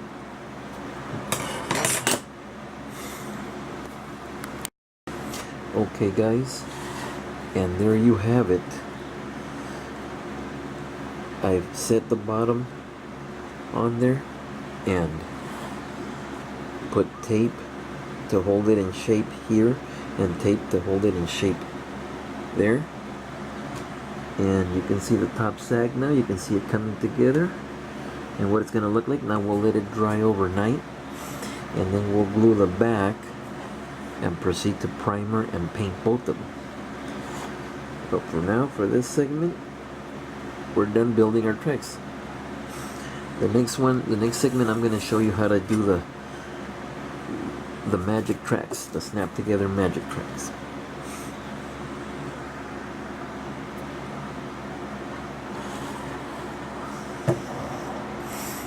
It's going to look so good once they're painted. And you can't beat the sag and the realism of the link tracks. Even the molding and the detail of it, you can't beat it.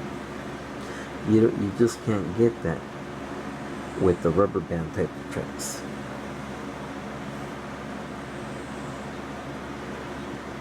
Very good.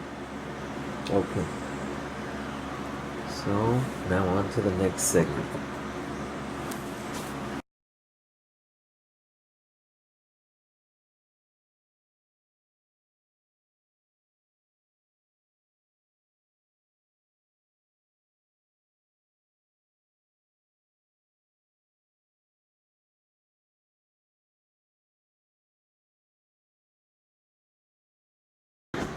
And okay, here we now have the top part already dried and shaped.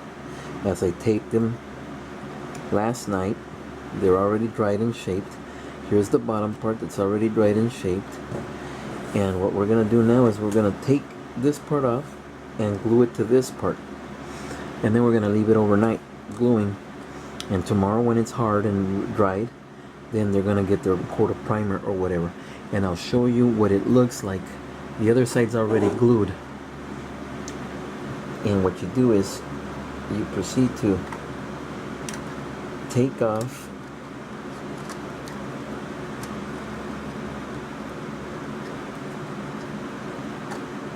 and you got to be real careful because some of these come out really good and some of these don't, you know, it's like a struggle. And this is why I like the sprocket that comes off. On other kits like Dragons, they don't have the nylon, so I don't glue the sprocket until I put the tracks back on. But on Tamiya, they come right off. Or there it goes. It comes off, and it's ready and shaped. And now what we're going to do is we're going to glue our two halves at the back, not at the front, at the back. I'll show you how and why. And so the other side is already glued, and it's not glued here, so I'm going to take it off and then we're going to proceed to paint.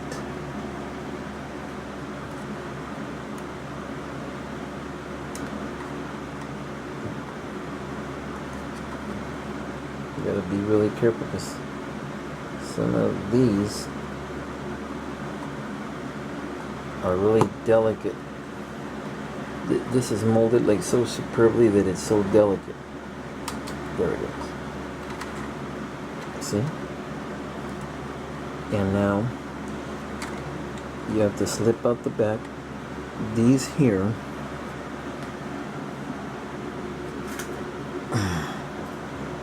you have to pry them up because they fit right in. The little teeth fit right into the middle of the return roller there. And so what you want to do is we're off right there, push it off, bring it out, there we go, bring this guy out, there we go. And now we're going to proceed to pull the other side of the Tamiya sprocket off.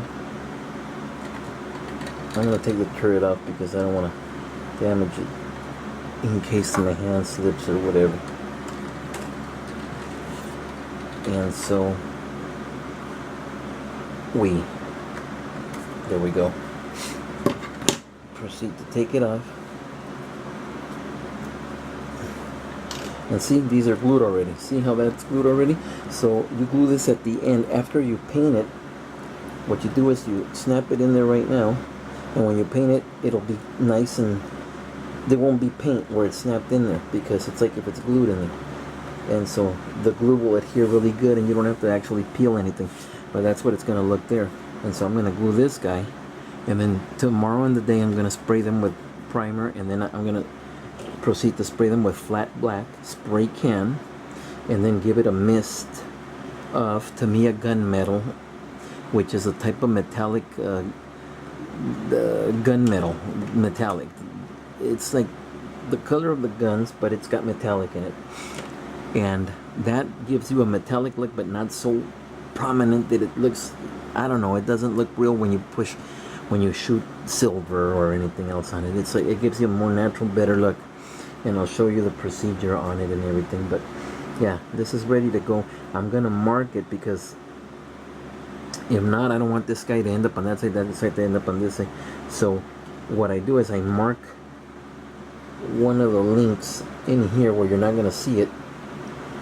I'll put an L on it, or a line, and that tells me that it's the left side, and then the other side will be the right side, like this. See, you just take your X-Acto knife and proceed to mark an L, or just to mark it, you know, mark it.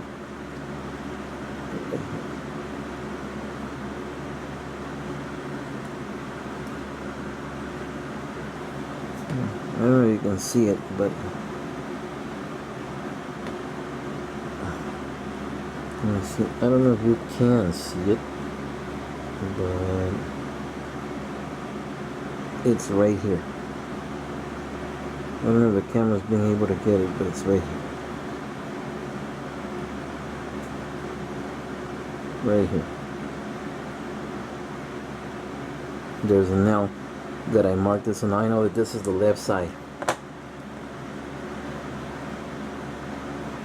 And if this is the left side, obviously the other side is the right side, and you don't need to mark it. And so now we're going to proceed to glue our other side.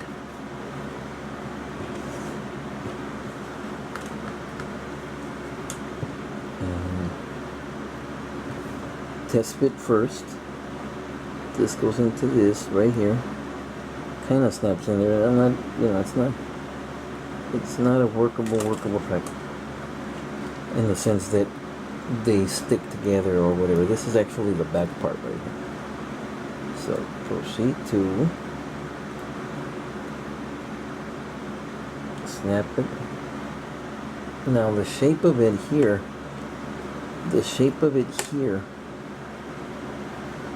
the last link here actually rounds off too much. So you don't want your track coming like this and going like this. So it's okay, don't panic. It's already glued and everything. Hold it and then bend it back a little. Just bend it back just a little bit. It gives, trust me, it gives. That's what I like about liquid cement. It gives a little. And there we are. I strained it out now.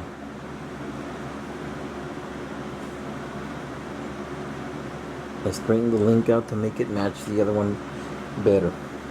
And so now what we're gonna do is we're gonna snap it in, which is not a big snap, because like I said, it's supposed to be workable. I don't know where they say it's workable, because they pop right out. And then you test fit to this, and it looks like a good test fit. Yep, there we are. And now we're gonna glue the back and leave it snapped in and leave it overnight drying. And then now we have our tracks ready to go. Tomorrow I'll spray them up with the spray can.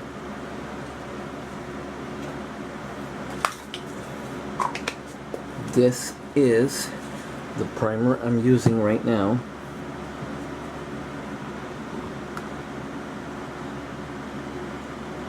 It's not gooey, it's not hobby primer, it's nice and dry. And it covers really quick. You only have to spray it, like give it 2 or 3 squirts, and it's because it's 2 times the coverage, so it comes out thick. So you don't really want to blow it on there a lot. You just want to give it 2 or 3 squirts, and it covers it beautifully. Put it out in the sun, and it dries out beautiful. But this is the primer I'm using.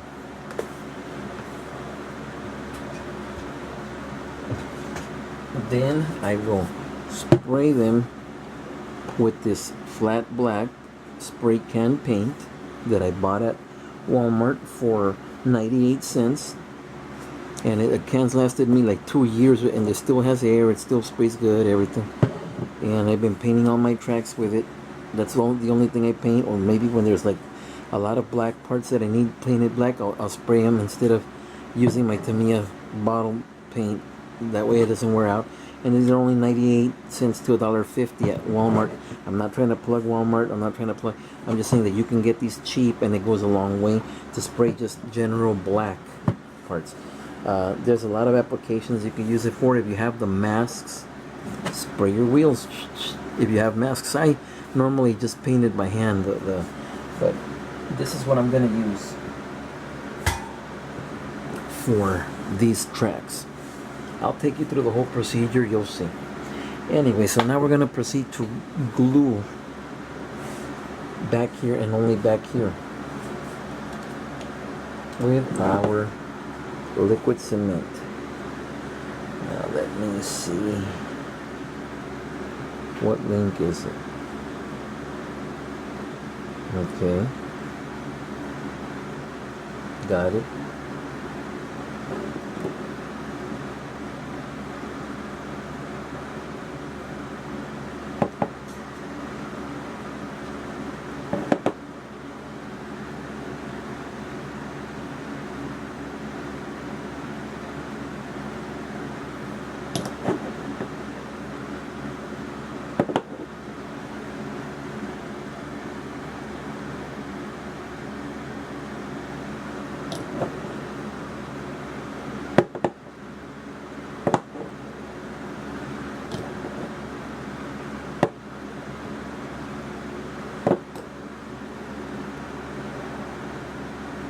Hold it a little bit.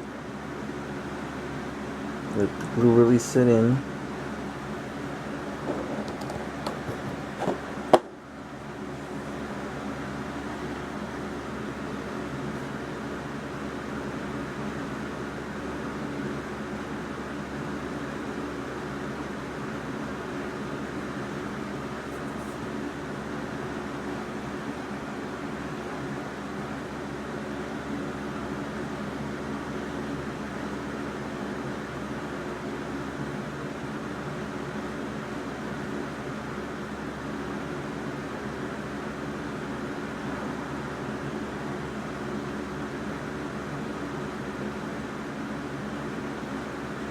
And if you want, you can even put a piece of tape.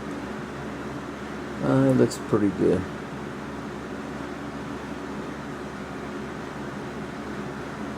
I'm gonna see how it looks back here.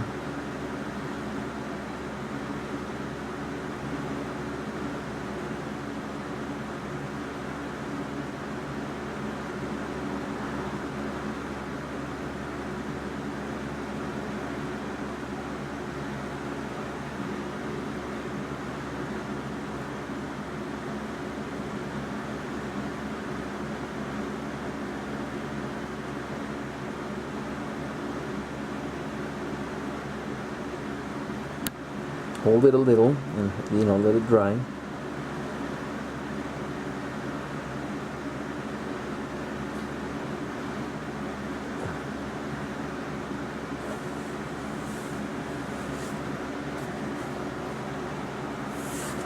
And there's our track, ready to go for tomorrow.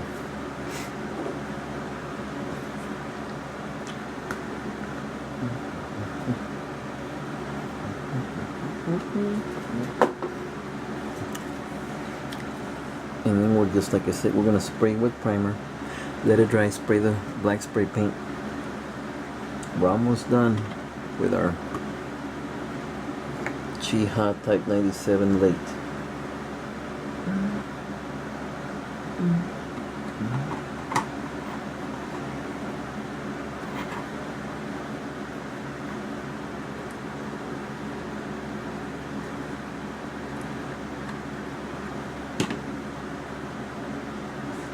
Okay. And now we'll wait for it to dry, and away we go. So for now I'm going to move this, and then I'm going to bring out the other links that I was going to show you how to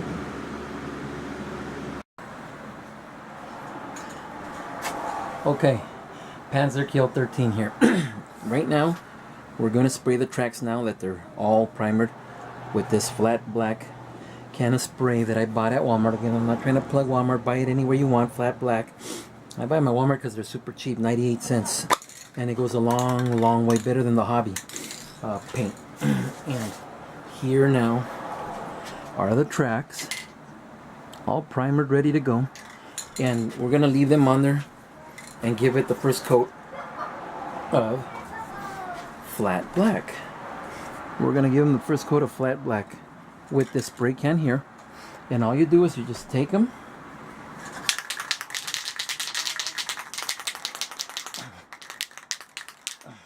and just go back and forth.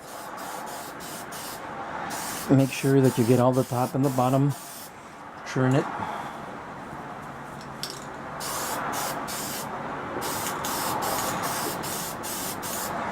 Go this way. Go this way.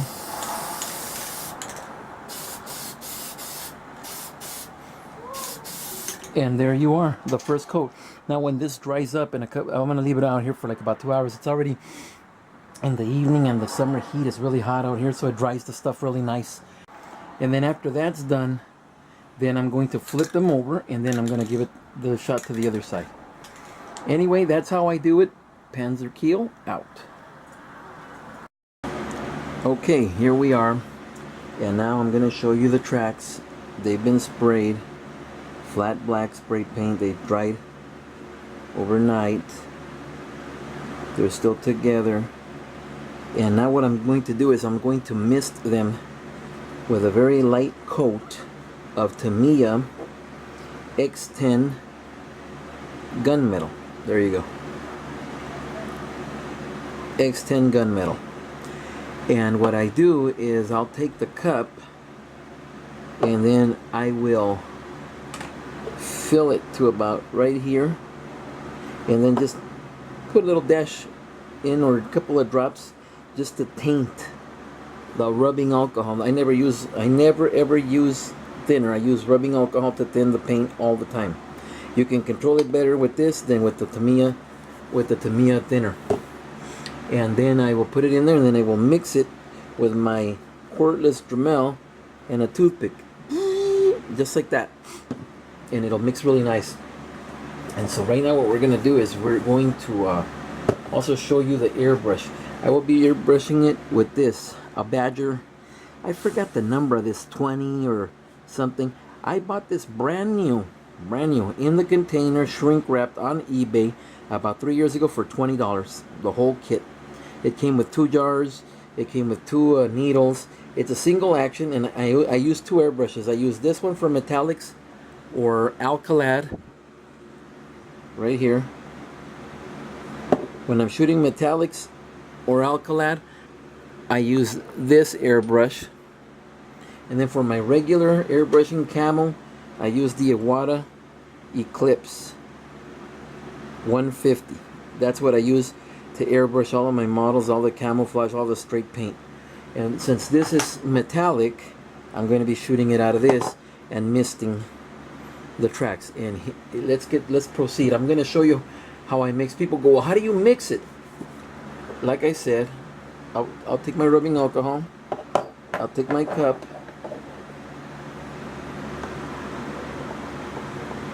and I'll put just a little dash. That's kind of at least a little too much.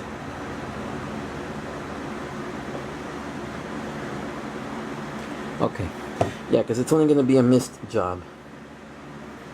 And that's what it looks like there. See the alcohol moving around in there? That's as much alcohol as I'm going to use. And now you make sure that you've shaken this really good.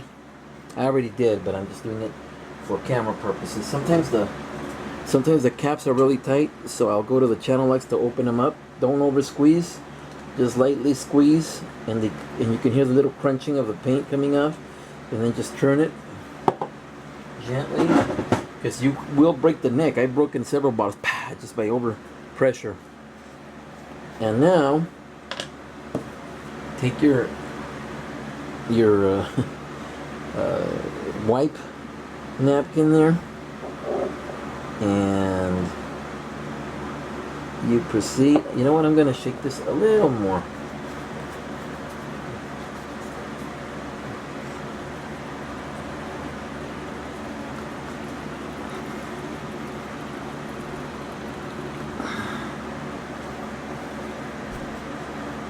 Okay, now I'm happy with the mix. And now what we're going to do is we're just going to proceed to put a little dash. That's it. I can't tell you, I can't measure it two microns of a millimeter or whatever. I just put a little dash like that, just like you saw me do right there. Wipe. Always try to wipe your bottle so that it doesn't get stuck. The cap doesn't get stuck later and it's hard to open up or whatever. Also keeps a lot of these dried morsels from falling back in, which wouldn't really do anything. But now that I've got my paint in my cup, I'm gonna mix it.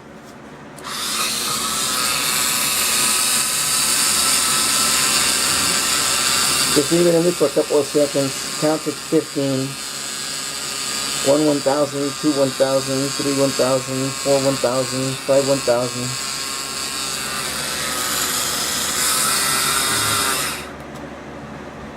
And that should be okay. Now we're going to proceed to put our cup on our airbrush, and then we're going to proceed to set.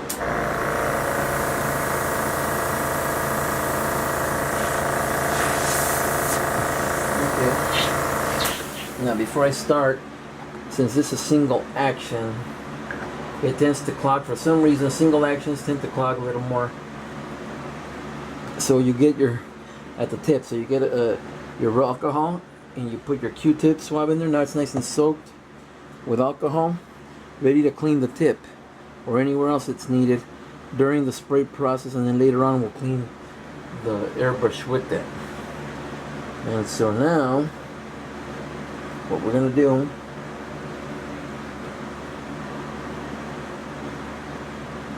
is adjust our fan as to what we want. Okay.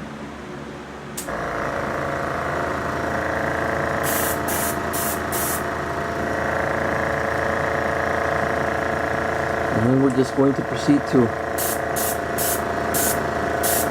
randomly just hit it. Don't have to stay in one place too long. You just want to give it the illusion of metallicness.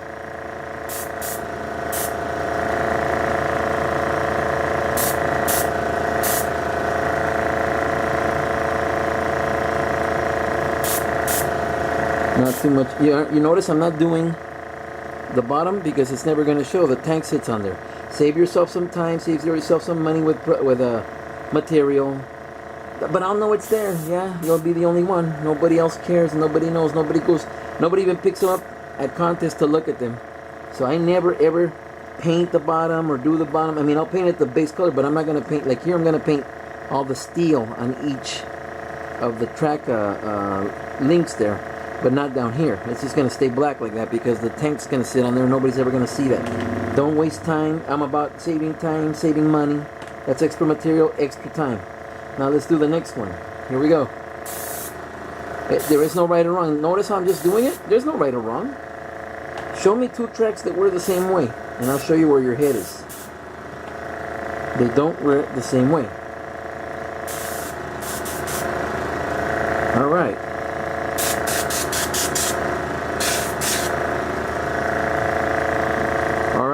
Good. We're done. Now we're going to clean the gun. And what I'll do is I'll just put rubbing alcohol to a higher level. You can see it right there. And then I'll take my Q-tip and clean inside the bowl of the cup. Clean it all up, make sure all the paint's loose, all the particles. Then at this point, I'll stick it in the tip there. Make sure the tip is getting some. And now what I'll do is I'll heighten the pressure on the single action anyway, and just spray away. All I'm doing is spraying away from the from my face to clean the gun.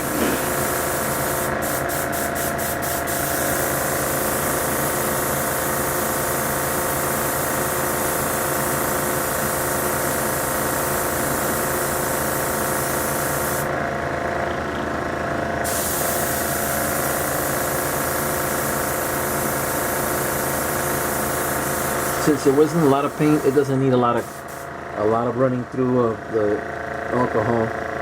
And so one more and then that's it. And I just clean the gun and put it away.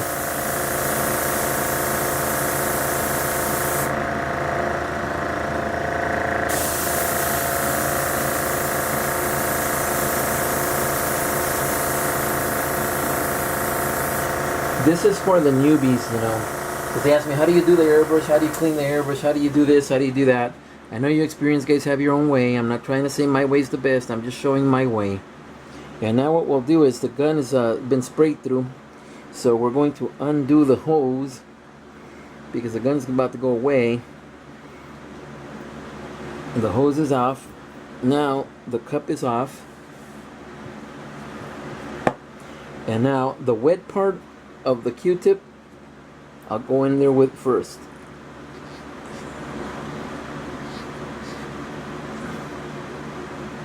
See, it always brings up residue. See that?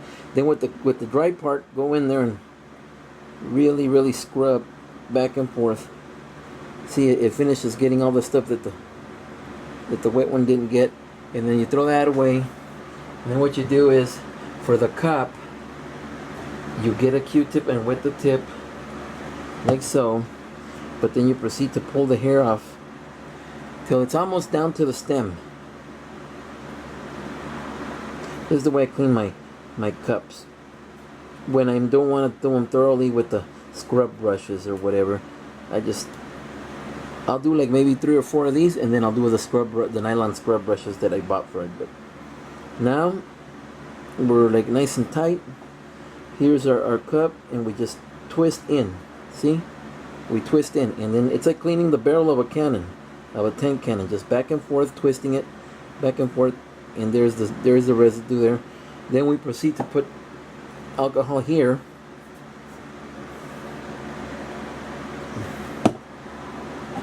and then clean everything thoroughly, the siphon part, everything.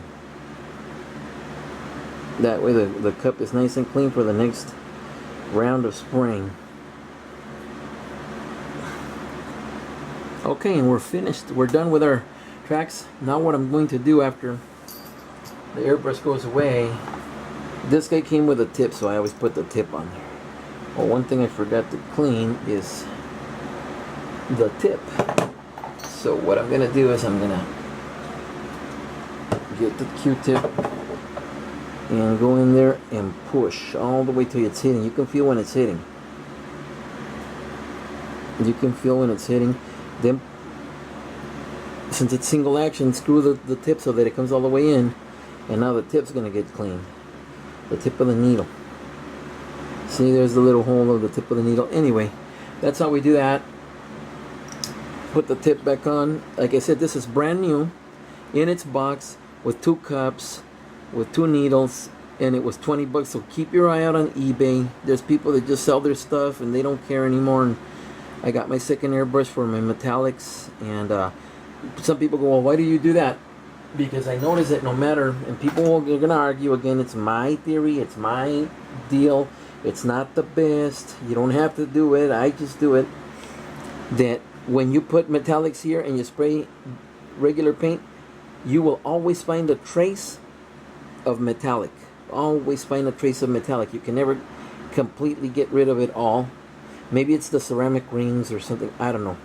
But, and so therefore, I've never shot metallic out of this. This was an experiment we ran on a friend's setup, and it was true. Like, we could never get rid of the metallic. There's always residue of metallic in there. So I use one, the good one, the Howto, for camo, for solid colors, and then I use the Badger for nothing but alkylate or metallics or what have you. Nevertheless, there are our tracks. I don't know if you can see it, but there are traces of metallic, and that's all I wanted. I didn't want to paint it metallic. It's black, and I just wanted traces of metallic on there. And I don't know if the camera's picking that up or not, but there are traces of metallic in there, trust me. And what I'm going to do now is every single link that shows is going to get steel, because they run on the links and they get worn out. And then once those get steel and then those dry up, then it's going to get cleared, and then it's going to get the wash, and then it's going to get weathered, and then it's going to get installed into the tank. But we're almost there. Anyway, I'll come back when these are done.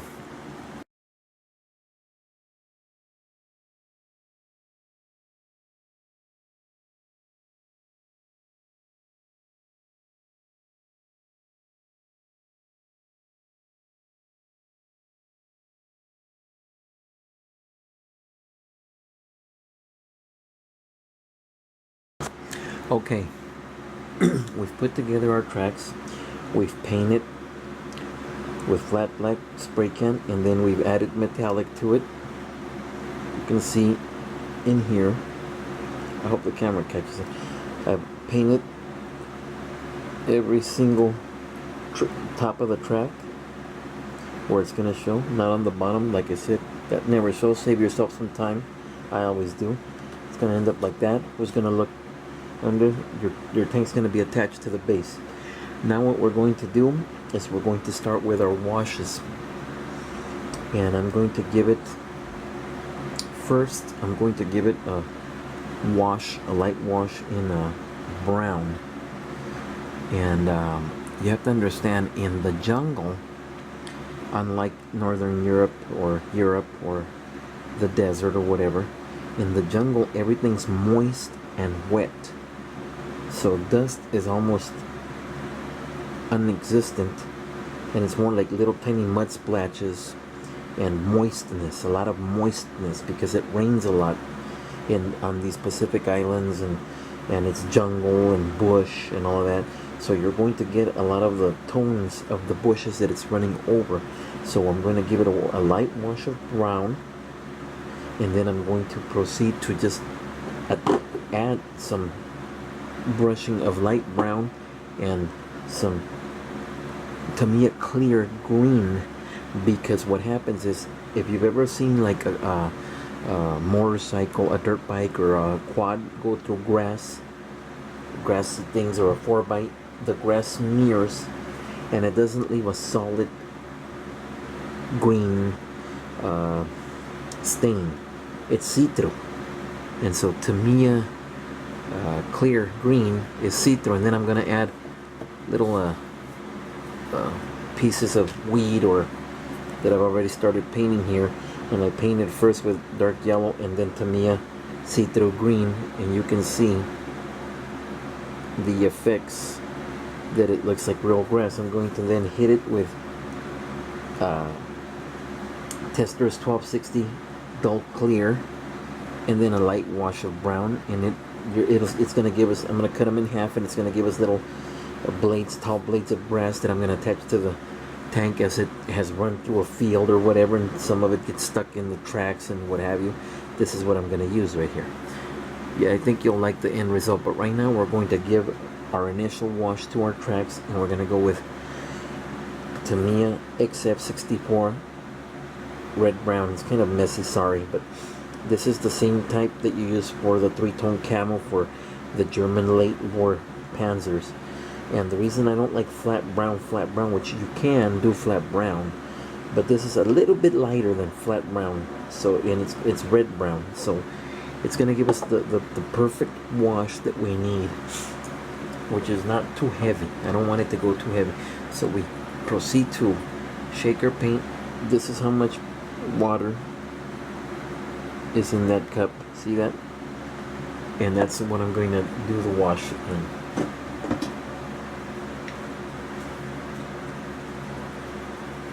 And what we're going to do is we're going to open up our thing here.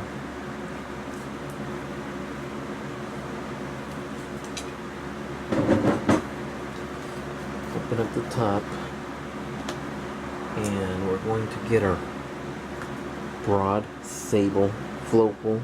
Doesn't have to be flocal, but it's a 660 ox hair actually. Broad brush, dip it a little bit in there, put it in the water. See the water turn? Do you see the water turn brown over there? Yeah, you can. That's our wash. And now we're going to proceed to put it on very, very abundantly. And mix it, and we proceed to just put it on. Don't be scared. There is no right or wrong. Nobody can tell you, hey, that's not the right color and all that, because in the field anything goes, and especially where there's a lot of bushes, anything goes. Especially the Japanese like to go to, the American forces like to go to where there was trails and not too much bush. The Japanese didn't seem to care. They'd go through bush, they'd go through whatever. I guess, they had to do whatever it took to try to gain the advantage on the overwhelming forces on them or whatever, but they were willing to go right through thick bush and what have you, and as to where the Allies, the Americans, the Marines, would always look for trails to throw their armor through. Simply also because the Sherman was a bigger tank and a more bulkier tank, and it, didn't want it to get bogged down, which a lot of them did. And there's accounts of tanks being bogged down and the crews inside like a bunker and waiting to be rescued, and the Japanese trying to blow themselves up in the hatches and stuff like that. That's why the spikes came about. But right now we're working on our Japanese Type 97 lake here, and again, we're just putting it on, go across, make sure it tries to get into every nook and cranny there.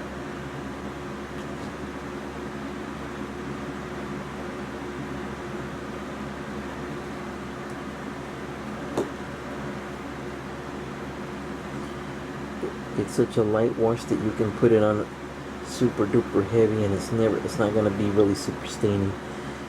It's just going to give it a tone, a moistness, and you'll see what I'm talking about when I'm done with them.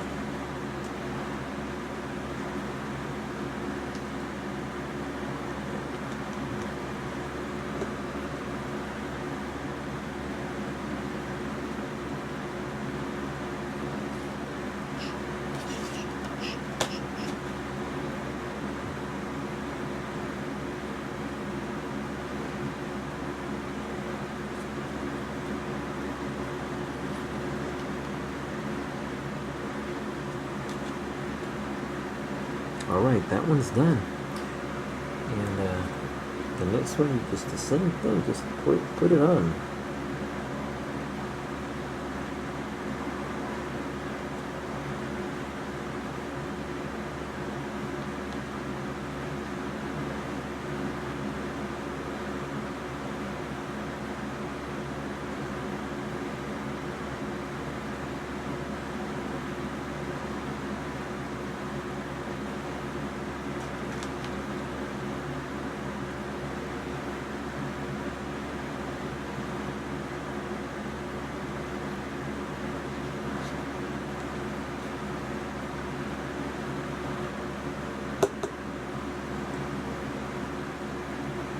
Sure it gets everywhere.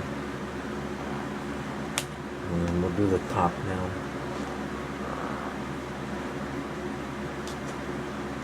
Put it on heavy again. It's not going to stay heavy because it's such a light wash. Just going to give us a tone.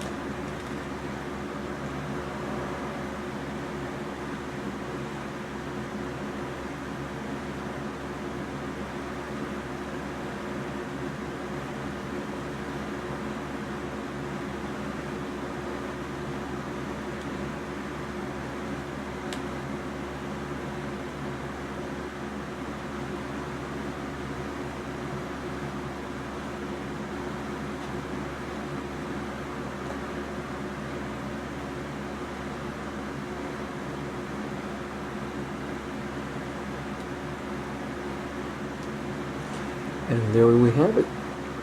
We've added our wash now to our tracks. So now we're gonna let that dry.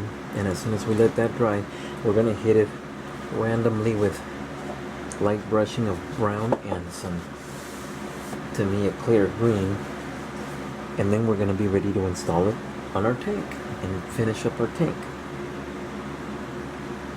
And that's pretty much very light wash, like I said. Just give it a brown tone. The bottom you don't have to worry about, doesn't show. It's going to be sitting on the diorama or wherever you're going to have it sit. And we'll be back right now. Okay, here we are with the last part of our tracks. Our tracks have glued. The wash has dried. And they're ready for the final touch-up before I install them. And what I'm going to do is I'm going to give them some weathering, minute weathering here. And the tank's already been weathered. You want to weather your tank and do whatever it is that you're going to do before you put these, like these mud splashes here and here, and on the front fender here. Now remember, in the jungle, things rarely get dusty because there's a lot of moisture. There's constant rain. There's constant, the ground is wet, moist. You go through streams and what have you. So it's not going to be that dusty, but it is going to be a little bit of mud, not too much either, but a little bit of mud and some, parts of, like, if they go through bushes, there's going to be parts of leaves of bushes and stuff like that. And you can see the smearings that I've done here with the green. You don't want to use solid green. You want to use for the smudges, for the weeds and all of that stuff. I'm going to be using Tamiya Clear Green X25.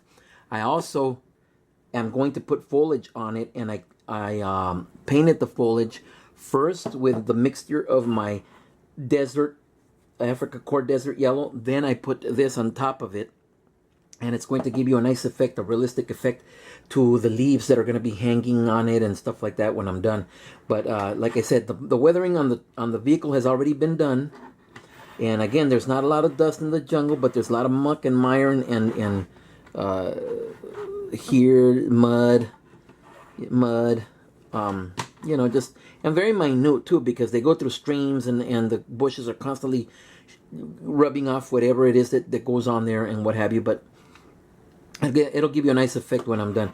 And so the tank's been done. So now we're going to do our tracks, and we're going to start first with our brown. And the brown I'm using is Tamiya XF64 red brown. Sorry you can't see it right here because it's smudged, but this is the same red brown that I use on my Camel for my German vehicles. It's perfect out of the bottle. It's one of the few that's perfect out of the bottles for that Camel. And the reason I'm using this instead of flat brown is because it's a lighter tone of brown. You don't want it really super dark. You just want to give it light smudges and the faint.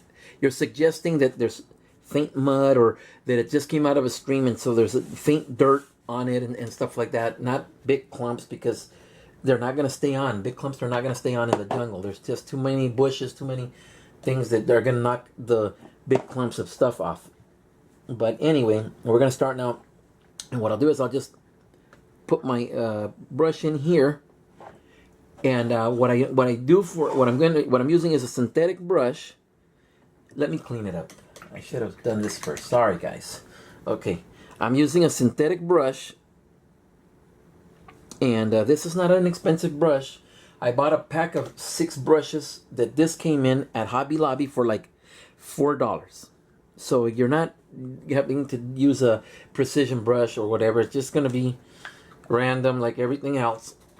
And what I normally do when I paint, I use Tamiya paints all the time, so they're water soluble. So I'll put it in my water, brush it off like this, and then finish it off in my rubbing alcohol, which is way stronger, and that takes off every single thing. This is an old bottle of alcohol, and I'll just pour alcohol in here. I don't know, there you go. And you just clean it off, and it cleans everything completely off when you're done for the next color. And so what we're going to do is, this is already thin from times that I've airbrushed, and it goes back in the bottle with alcohol and stuff like that. But what you're going to do is, like I said, it's a suggestion. So you put it in here, and then dip it in your water. That makes it even thinner, and then just proceed to just to rub. Dip it in your water again. Rub over it. If it's really thick, rub over it. You're just suggesting. I had mud before. I went through a stream. It came off, and what have you, you know. And you dip it again. If you want to brush off quite a bit, just hit it. Just hit it randomly. It does not matter. There is no right or wrong. Let me adjust the camera. There we go. There is no right or wrong.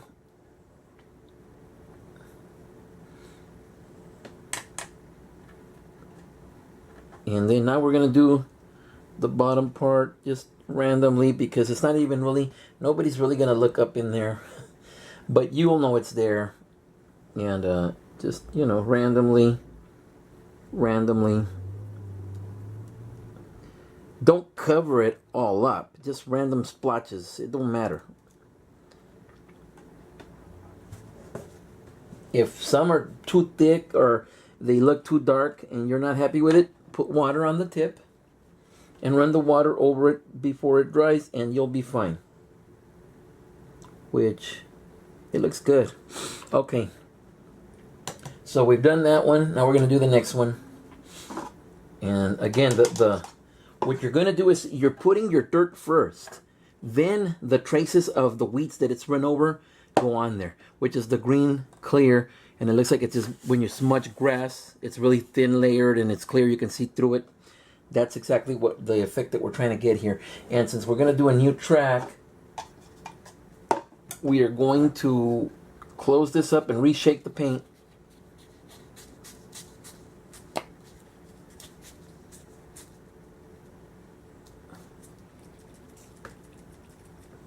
And away we go.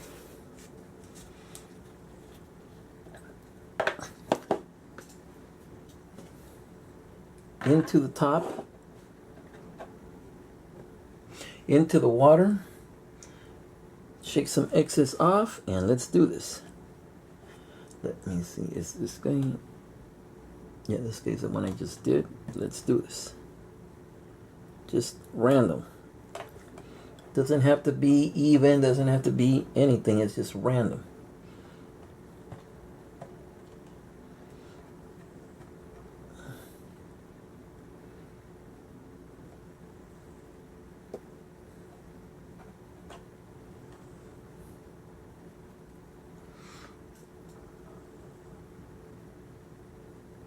I don't know if the camera's picking it up, but once you see it in person, once you do it, you'll know what I'm talking about. And you, like I said, you don't want solid, you just want splotches. Just run the brush randomly. If it gets too dark somewhere, again, just dip your brush in the water and run it over that. And then we're going to do the outside now. Oh, I didn't do the outside on that one. And the same thing, you just like, you see that? You just, there is no right or wrong. There's no, but it's going to say it gets dirty to percentage of a square inch of whatever. No, it's random. I'm just doing it random.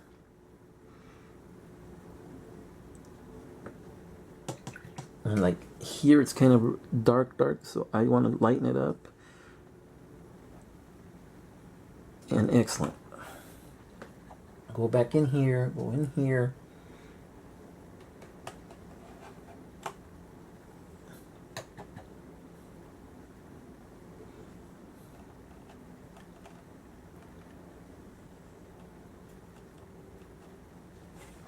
And it's just random.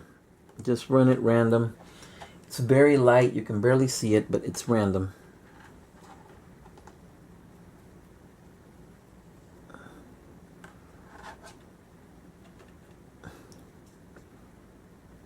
don't even know if the camera can pick it up, but once you do it to your vehicle, you'll see what I'm talking about. Very random down here that they're not going to be able to see upward when the vehicle's on that. So this is done. I'm just getting the excess off of where I can see the... Now let me do the outside of this guy, because I didn't do the outside of this guy.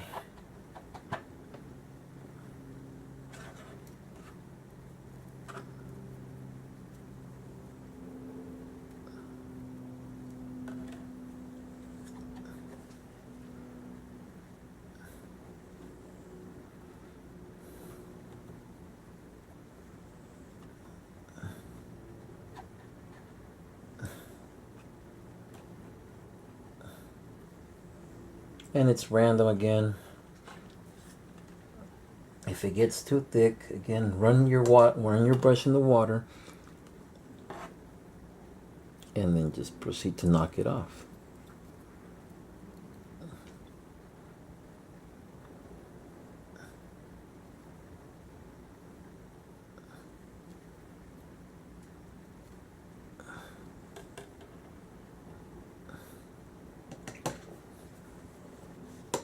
Okay, we're done with brown.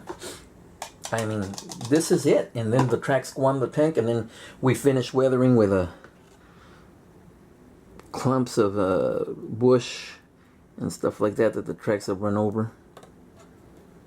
But this is it, guys. There is no right or wrong. Don't panic if it's too much. Just put water on it. It'll dissipate. And there's our brown. Now we're going to do our green, which is even less. And so we close our red brown.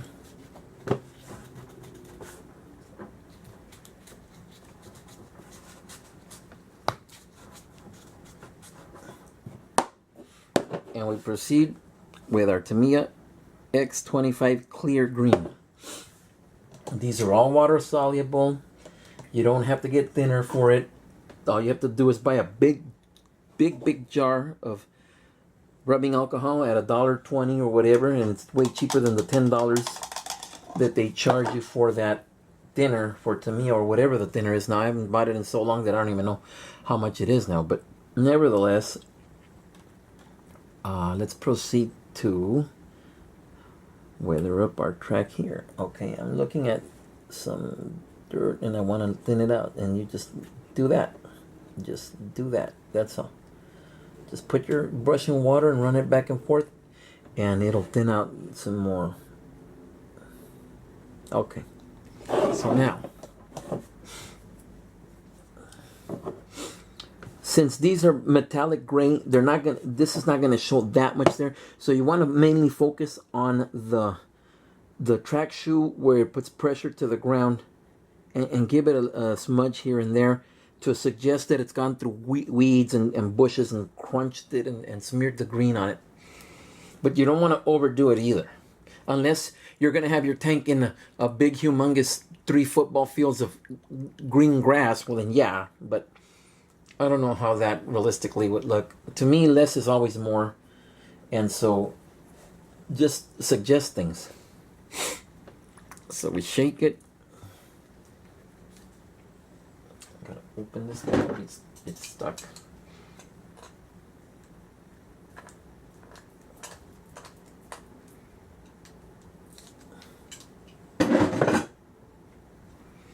Okay.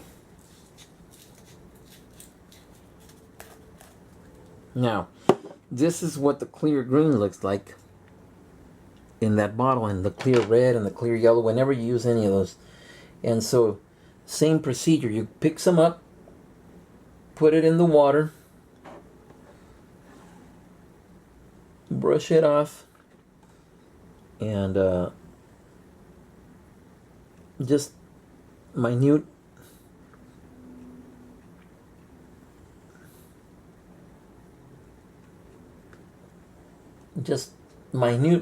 strokes over the open tracks. This is not really, I mean, because if you go in there, you're not going to see that. But up here, you'll be able to see the damage that it's caused.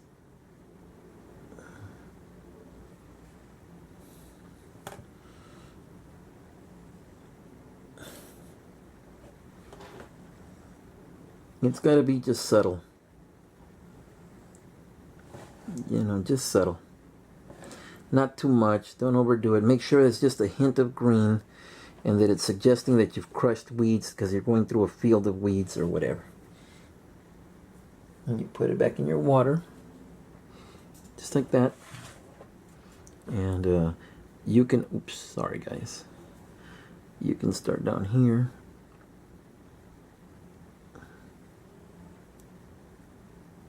And just suggest.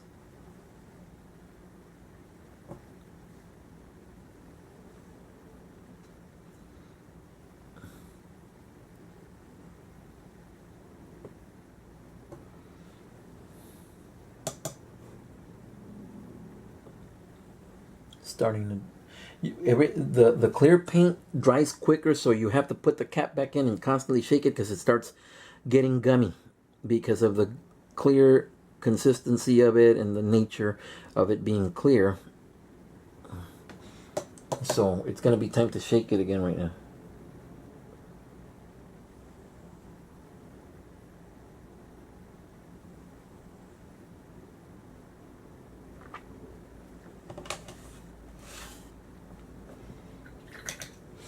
And then we put our, every session that you stop, dip your brush in the water and then in the alcohol. Let's put the cap back on and reshake it because it's getting really gummy and it's starting to pull like teardrops.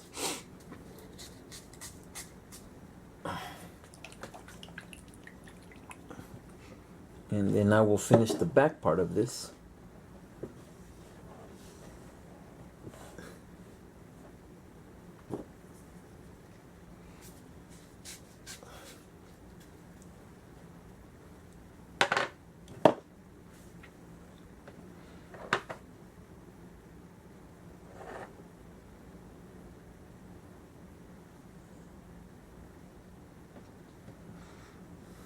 This is a lot, so I want to like dissipate it. There it goes. And now, I don't know if you can see it, but just, and see, that shows really dark. So now we're going to dip our brush in the water and then we're going to lighten it up. See? We're trying to suggest that we've smeared bushes, not that, you know, I don't know if it can pick that up, but up here, once you start doing it, you'll get the hint. You'll know what to do. I don't know if it picks it up or not, but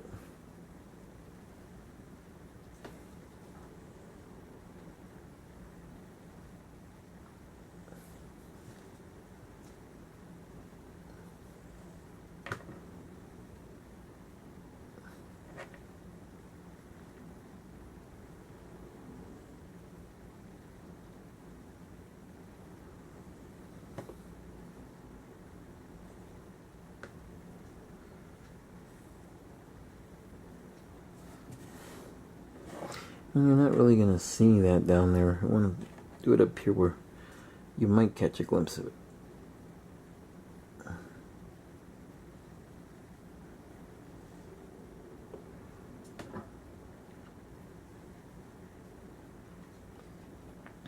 And there we are.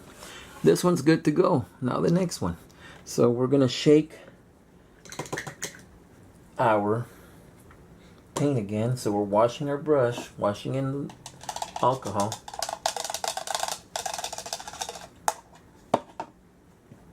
And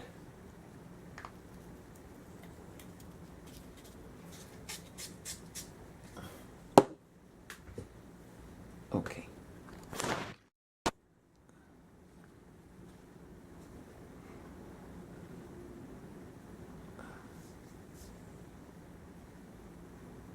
Okay, so now we're going to finish off this track, and then after we're finished, we're going to mount them to the tank. That's it, and then we'll finish the tank up with foliage and with bits and pieces of weeds and stuff like that.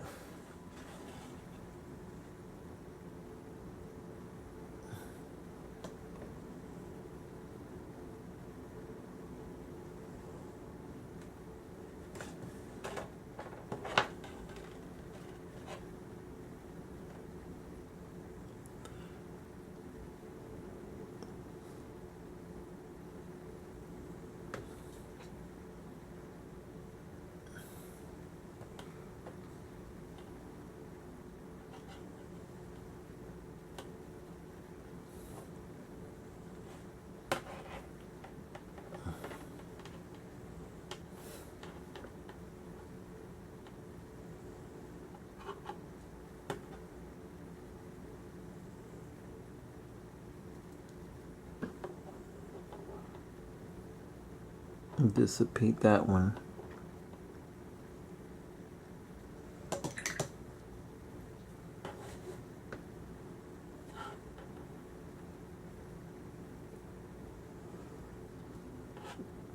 And we're just trying to suggest again. Just tap it with water and it'll dissipate it.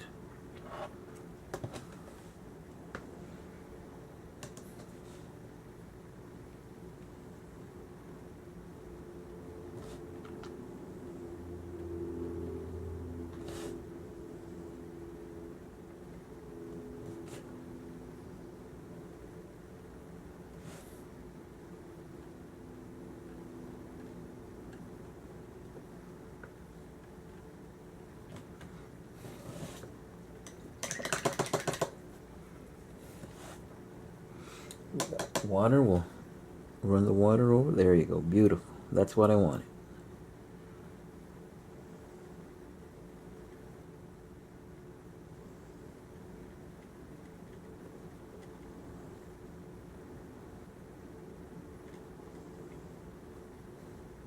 Excellent.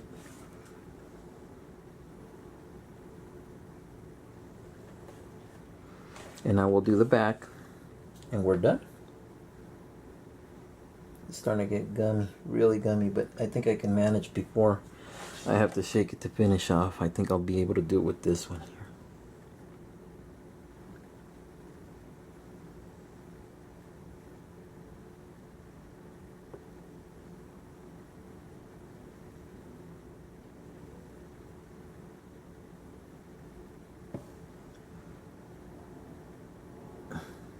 All right, and I will dissipate that water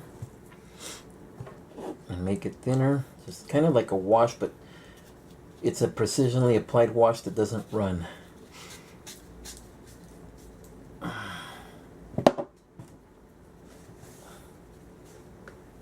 Now this is for jungle. For desert and for Europe, it's a whole different deal. Which I'm going to be completing this video with the Samoa tracks, which are for Europe, and then I'll show you what I'm talking about when I do those. It'll be a different process at the end here.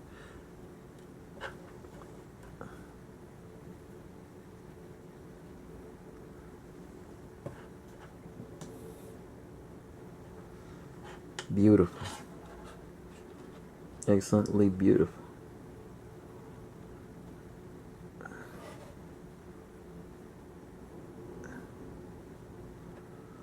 All right, I'm satisfied with it.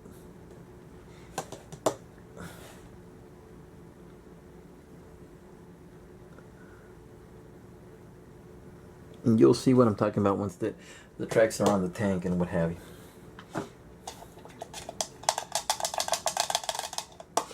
And okay, first set of our link-to-link tracks are done. These were glued. I showed you how to glue them using just 2 straight edges. You don't need to build jigs.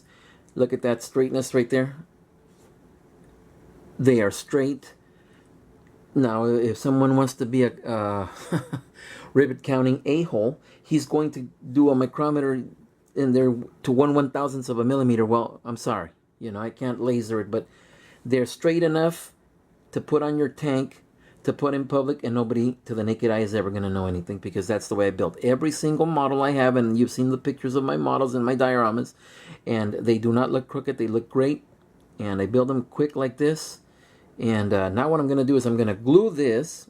Normally I don't glue it, but this one I'm going to glue because the wheels are off, and so I'll proceed to put the sprocket on, and then I'll slip the track in, and then punch the sprocket in at the end, which is an easier thing, because what happens is that, yeah, you can put the sprocket on and then have to glue this, but you'll have to clamp this. You'll have to clamp this, as opposed to right now, I'm going to just scrape it, glue it, let it sit with its own weight, and then it'll dry overnight, and then I won't have a problem with it. And this is it. This is how we're going to end our link-to-link tracks. That's the site for that site. This is the site for this site.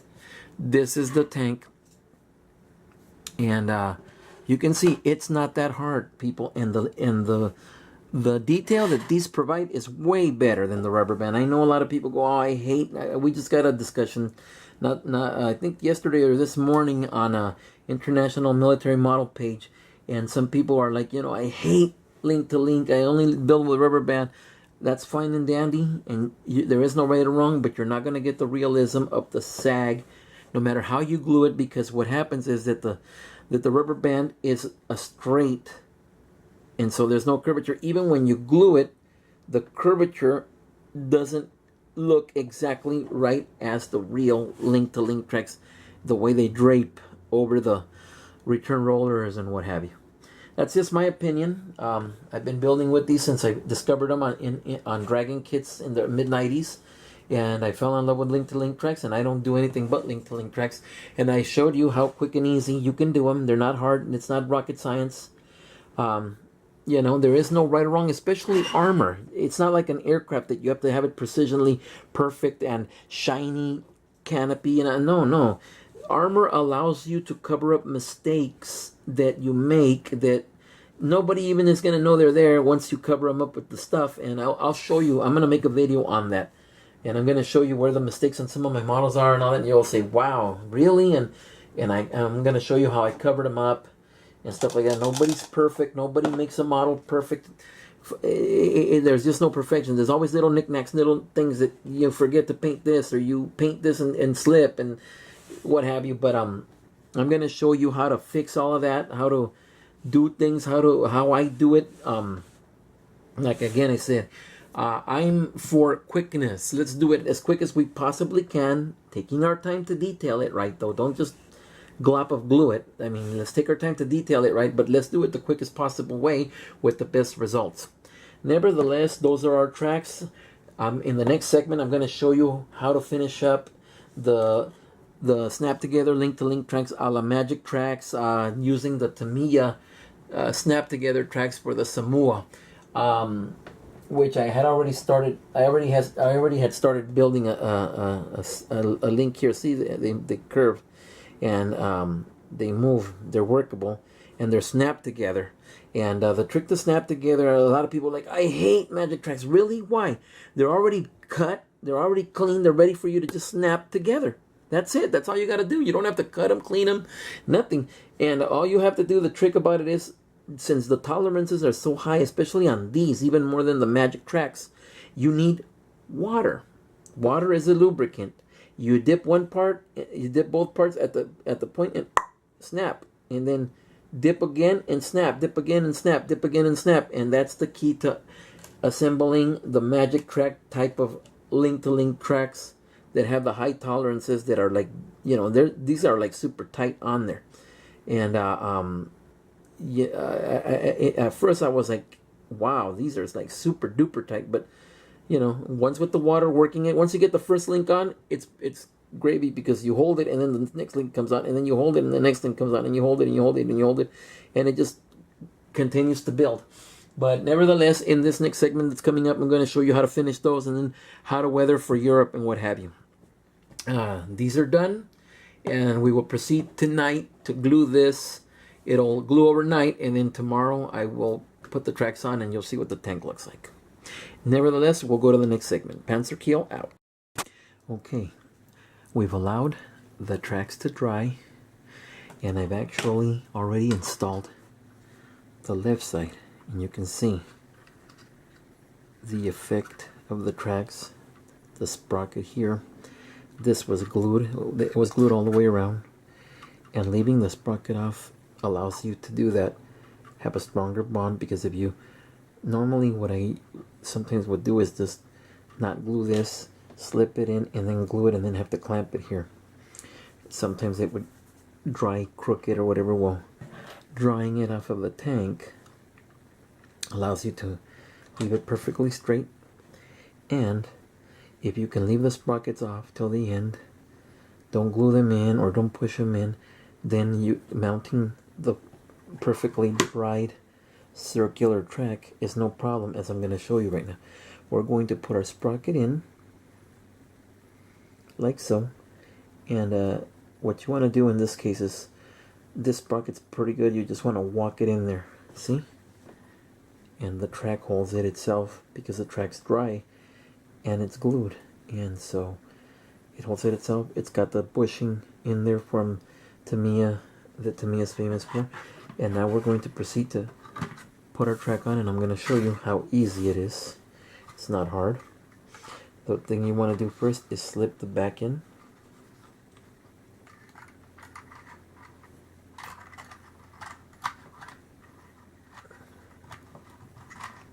There we go. Right in the back now.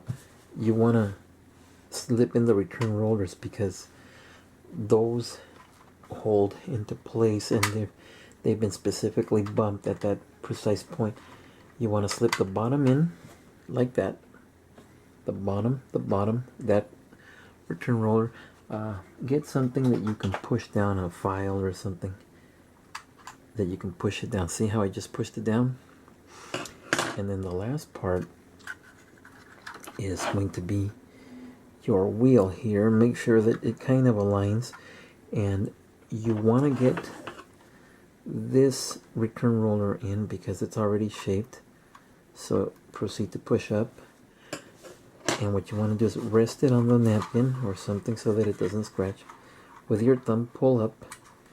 With your finger here, push this over till it goes on. It's going to take a little finesse. Don't be scared. Let's see if I'm even in the ballpark there. Okay. Now I am. Okay. So again, you want to take your thumb and you just want to push forward. Here we go. We're on. And then just grab, sandwich both sides and grab, pushing up, and we're in. Really hard. And now take your file and push down on the return rollers, and we're on. There you see. We're completely on. It's completely touching all the way to the bottom here. And there you go. Beautiful. And our tracks are finally on both sides. And since you glued them outside of the tank, they're perfectly straight. Make sure that the sprockets are in all the way. When you don't have Tamiya, if you have Dragon, you're gluing the sprockets, so you can put a glop of glue and put it in, push it in. These have the bushings in them though, but they're real nice. The back part of it. And see if I can pick it up.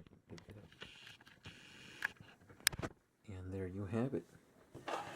Tracks made easy. Next I'm going to show you how to put together the magic track type of links, and then the end result will be the same thing. Put them all together if you can and glue them.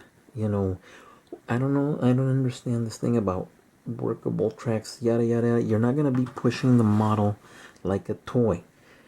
Snap them all together and then glue them so that they glue to a certain shape, even though that, you know, modelismo are metal and the weight of themselves, you don't need to be pushing down. The weight is like steel or whatever, but like these plastic ones, link to link, you need to shape them. You need to put stuff to shape them, and then you have your beautiful tracks. Put your turret back on, which will be glued after I'm done.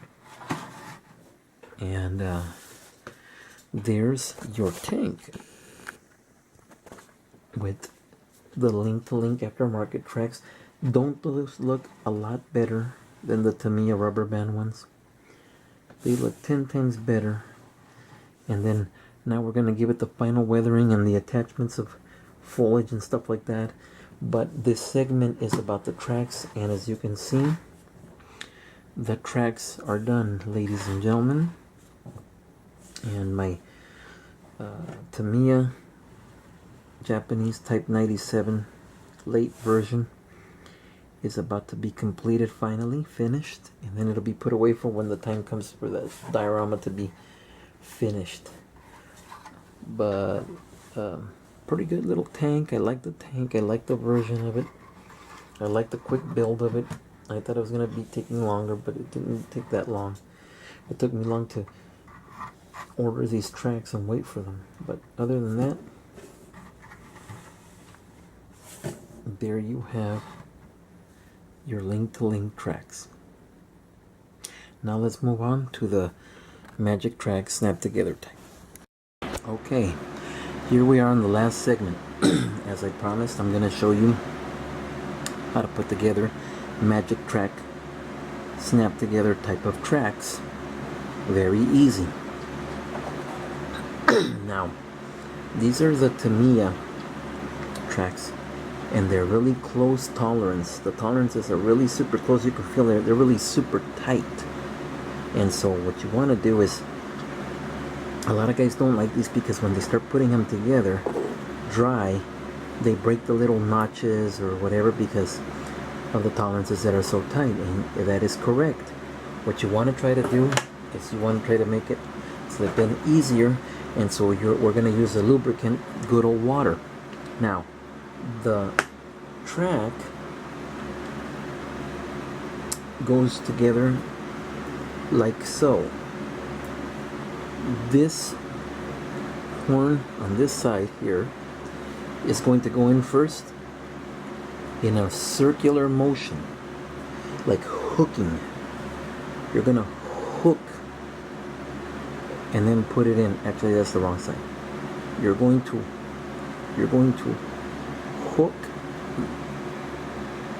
hook that side and put it in.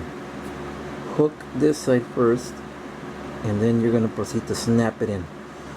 But it's not going to do it without water because I've done a couple of them, and so we're going to do it now. Get your piece that you're going to put in, dip it in water, no big deal. It's plastic, it won't rust. And then you're not going to be able to do it with the tweezers, but at least maybe you can get it to the desired position by, let me get the big excess water out. Okay, putting the horn in on this side first. I don't know if the camera can see it because it takes all the strength of your hands. And then you hold it in. I got one side in, and then you snap in. See, it just snaps in with the water. Put one side and then snap in the other side. If you can, put them in vertical, not horizontal, because horizontal here, it takes the whole apex to be able to get it in. Vertical, it just snaps really quick. I don't know if you saw that. Let's do another one. We're going to get our piece here, and we're going to dip it in the water. Dip it in the water. We're dipped in the water, and then let me see. I don't know if you can see that, but there's a lot of water there. I don't know if you can see that, if the camera can catch that, but I'm going to try to show it on camera. Slide into one piece, slide into one side first, and if the tweezers aren't working, use your hand, which is probably what I'm going to do now. You're just not going to be able to see it as good, but I'm trying to work with the camera angle too, so it's really hard for me. I'm going to try to go against what I told you, and I'm going to put it in from this side. There we go. Now watch. And I'm in. No, I'm not. Okay, I'm in. Let it work its way in with the water, and it's in. So now we go to the next link.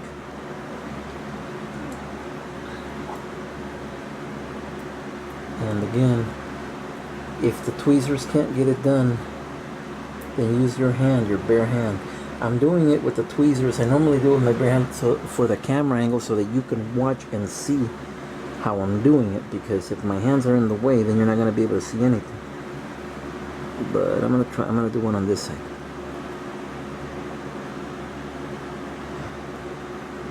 I'm trying to get a good light angle. Put this guy in first on this side. There it is. I snapped it right in. See? One side first and then the other side. The water acts like a lubricant and gets it in right away. And then it dries out completely. And do another couple. for the benefit of the viewers out there, so that you can see it's not impossible. You see, with water, it slides right in. It's not a problem. Grab it from there, dip it in your water.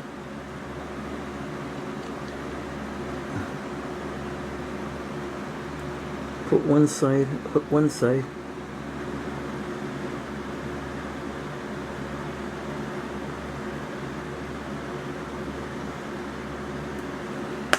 I think I'm in. Yes, I'm in. Okay, see? One side and then slide it into the other, and the water does the lubrication, no problem, and it works the pins right in, and they're solid. A couple more, so you can get the hang of it. Water is the key, gentlemen. The magic tracks are your friend. Water is the key. Now, a couple of them I'm looking at have too much excess, like this guy here. You might have to clean it up, because then the link will not go in, the next link will not go in. And we don't want that. We want the links to be able to go in perfectly.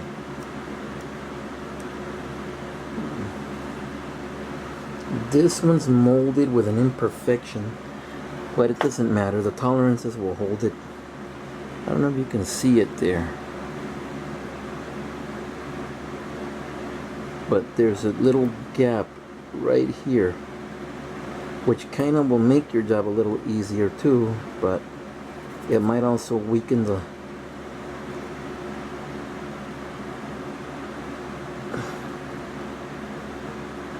I don't know, can you see it?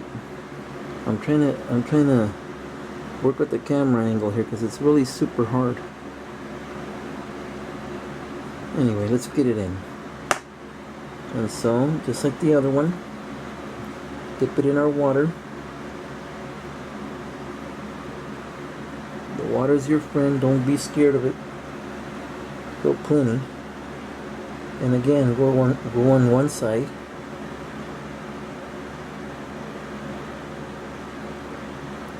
And there it is. Latch one side first and then push down on the other, and there it is. The water does all the work. Lubrication, see? See? Do another couple.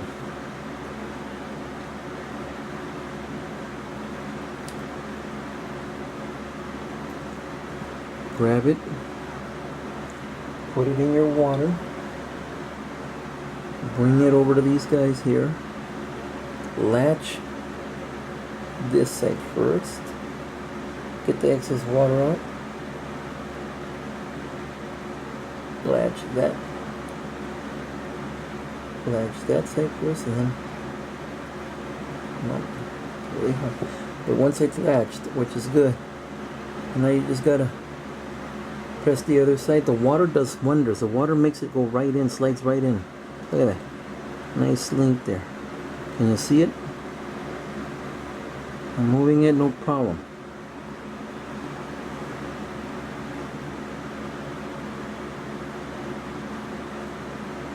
This is for my Samoa. These are the Tamiya tracks, and I had got full modelismo, but that's the Heller kit, so I'm going to put the full modelismo on the Tamiya, and then these Tamiya ones on the Heller.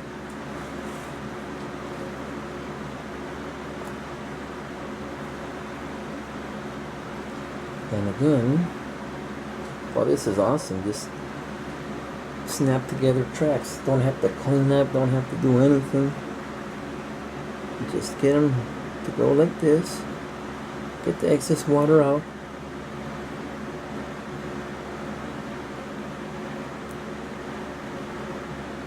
Get it to latch on one side. It's latched on one side and even holds up, see? Once it latches, it holds up. And then snaps right into the other side because of the water. Can you see that? And it's on there. The water works wonders, guys. The water is the key. You'll never break another track link again because you're trying to do it dry, and so the plastic parts are dry, so they cause friction, and boom, they just give out. Lubrication's always the key to anything where there's a tight fit.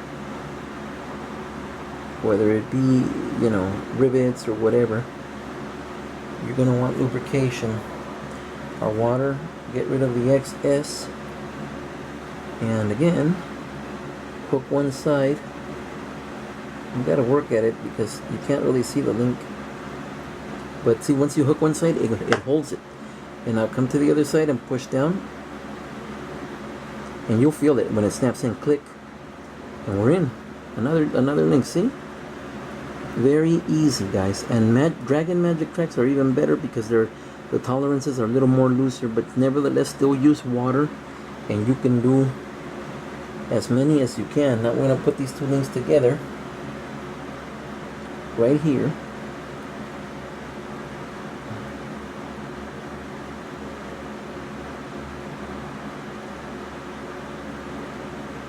And we're in.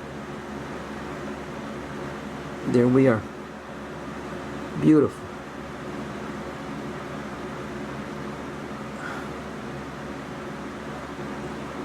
And there you have it. Workable magic track type of links made easy using water, guys. Use water. And that's the video there. I'm gonna probably finish this up in the next couple of days. I want to finish my Japanese tank up with foliage and what have you, but nevertheless, this is how you do your link-to-link tracks and your magic tracks that are link-to-link. And nevertheless, even after these are put together, I'm going to glue them. I'm not going to leave them workable. What for? I'm not going to play with the tank. So you just run a bead of, you know, liquid cement right through every contact point once it's on the tank, or even before the tank, or whatever. However you want to do it, let it shape, and then paint it. And that's how we do our workable link tracks that don't need glue, at least in the beginning. Nevertheless, I'll show you again the finished product. Here it is. Here he is. Pictures are being uploaded to Facebook as we speak. And he's not quite done yet. I'm going to add foliage, more foliage netting, and get him ready for jungle warfare, and then he'll be ready. But as far as the tracks, we're done. Nevertheless, that's the video. If you have any questions, PM me here, send me a message here. Catch us on Facebook at IPMS Sacramento Facebook page. Go to Facebook, type in IPMS Sacramento, and that's the page I run from our IPMS club, and member of a lot of other clubs, a lot of other pages on Facebook again. The shout outs will come at the end. If you have any questions, find me there and you can have a full conversation with me, or you can PM me here. You don't have to PM me, you can just put in the comments what it is that you're asking, and I'll get back to you as soon as I can. Nevertheless, this is how we build our link-to-link tracks, easy as 1, 2, 3. As you saw, we didn't need to build no jigs. We didn't need to build any rulers or anything to keep them straight. I did it there with right here. Look, you can see it. I did it right here, and they are as straight as a whistle, down to maybe 1/1000th of a micrometer, which nobody's ever going to take out a straight edge and measure them out and tell me, oh, this one's out 1/1000th of a millimeter, you lied, or whatever. No, all of my models are built this way, quick, easy, as 1, 2, 3. If you have any questions, if you have any problems, again, message me here. Rate, comment, subscribe, tell your friends about it. And again, glad that you like the videos. Panzerkiel out. Okay, and that was the video, and you see how very easy it is. It's not complicated at all. It can be done with a straight edge, 2 straight edges, and just very simple and quick. You don't have to build jigs. You don't have to stay hours making sure that they're super duper straight and all of this stuff, because I showed you in the video how all of that comes into play once they start getting glued and you use the straight edges to just straighten everything out. Super duper quick. Nevertheless, I hope you enjoyed the video. comment, rate. If you have any questions, comment. Come see us on Facebook. And a couple of more shout outs, you know, the scale model tanks page, modeling World War II, World War II diorama art. I mean, there is just so many. I'm a member of over 148 scale model aircraft. I don't want to forget them. World War II Model Aircraft Builders Group. Different pages, great people, great work. I love scale modeling, art of scale modeling. And we'll catch you on Facebook. Coming up with another video very soon. And I'm going to come out with a video also on figures, because I've been getting a lot of requests to paint figures. But nevertheless, happy modeling, and Panzer Keel out.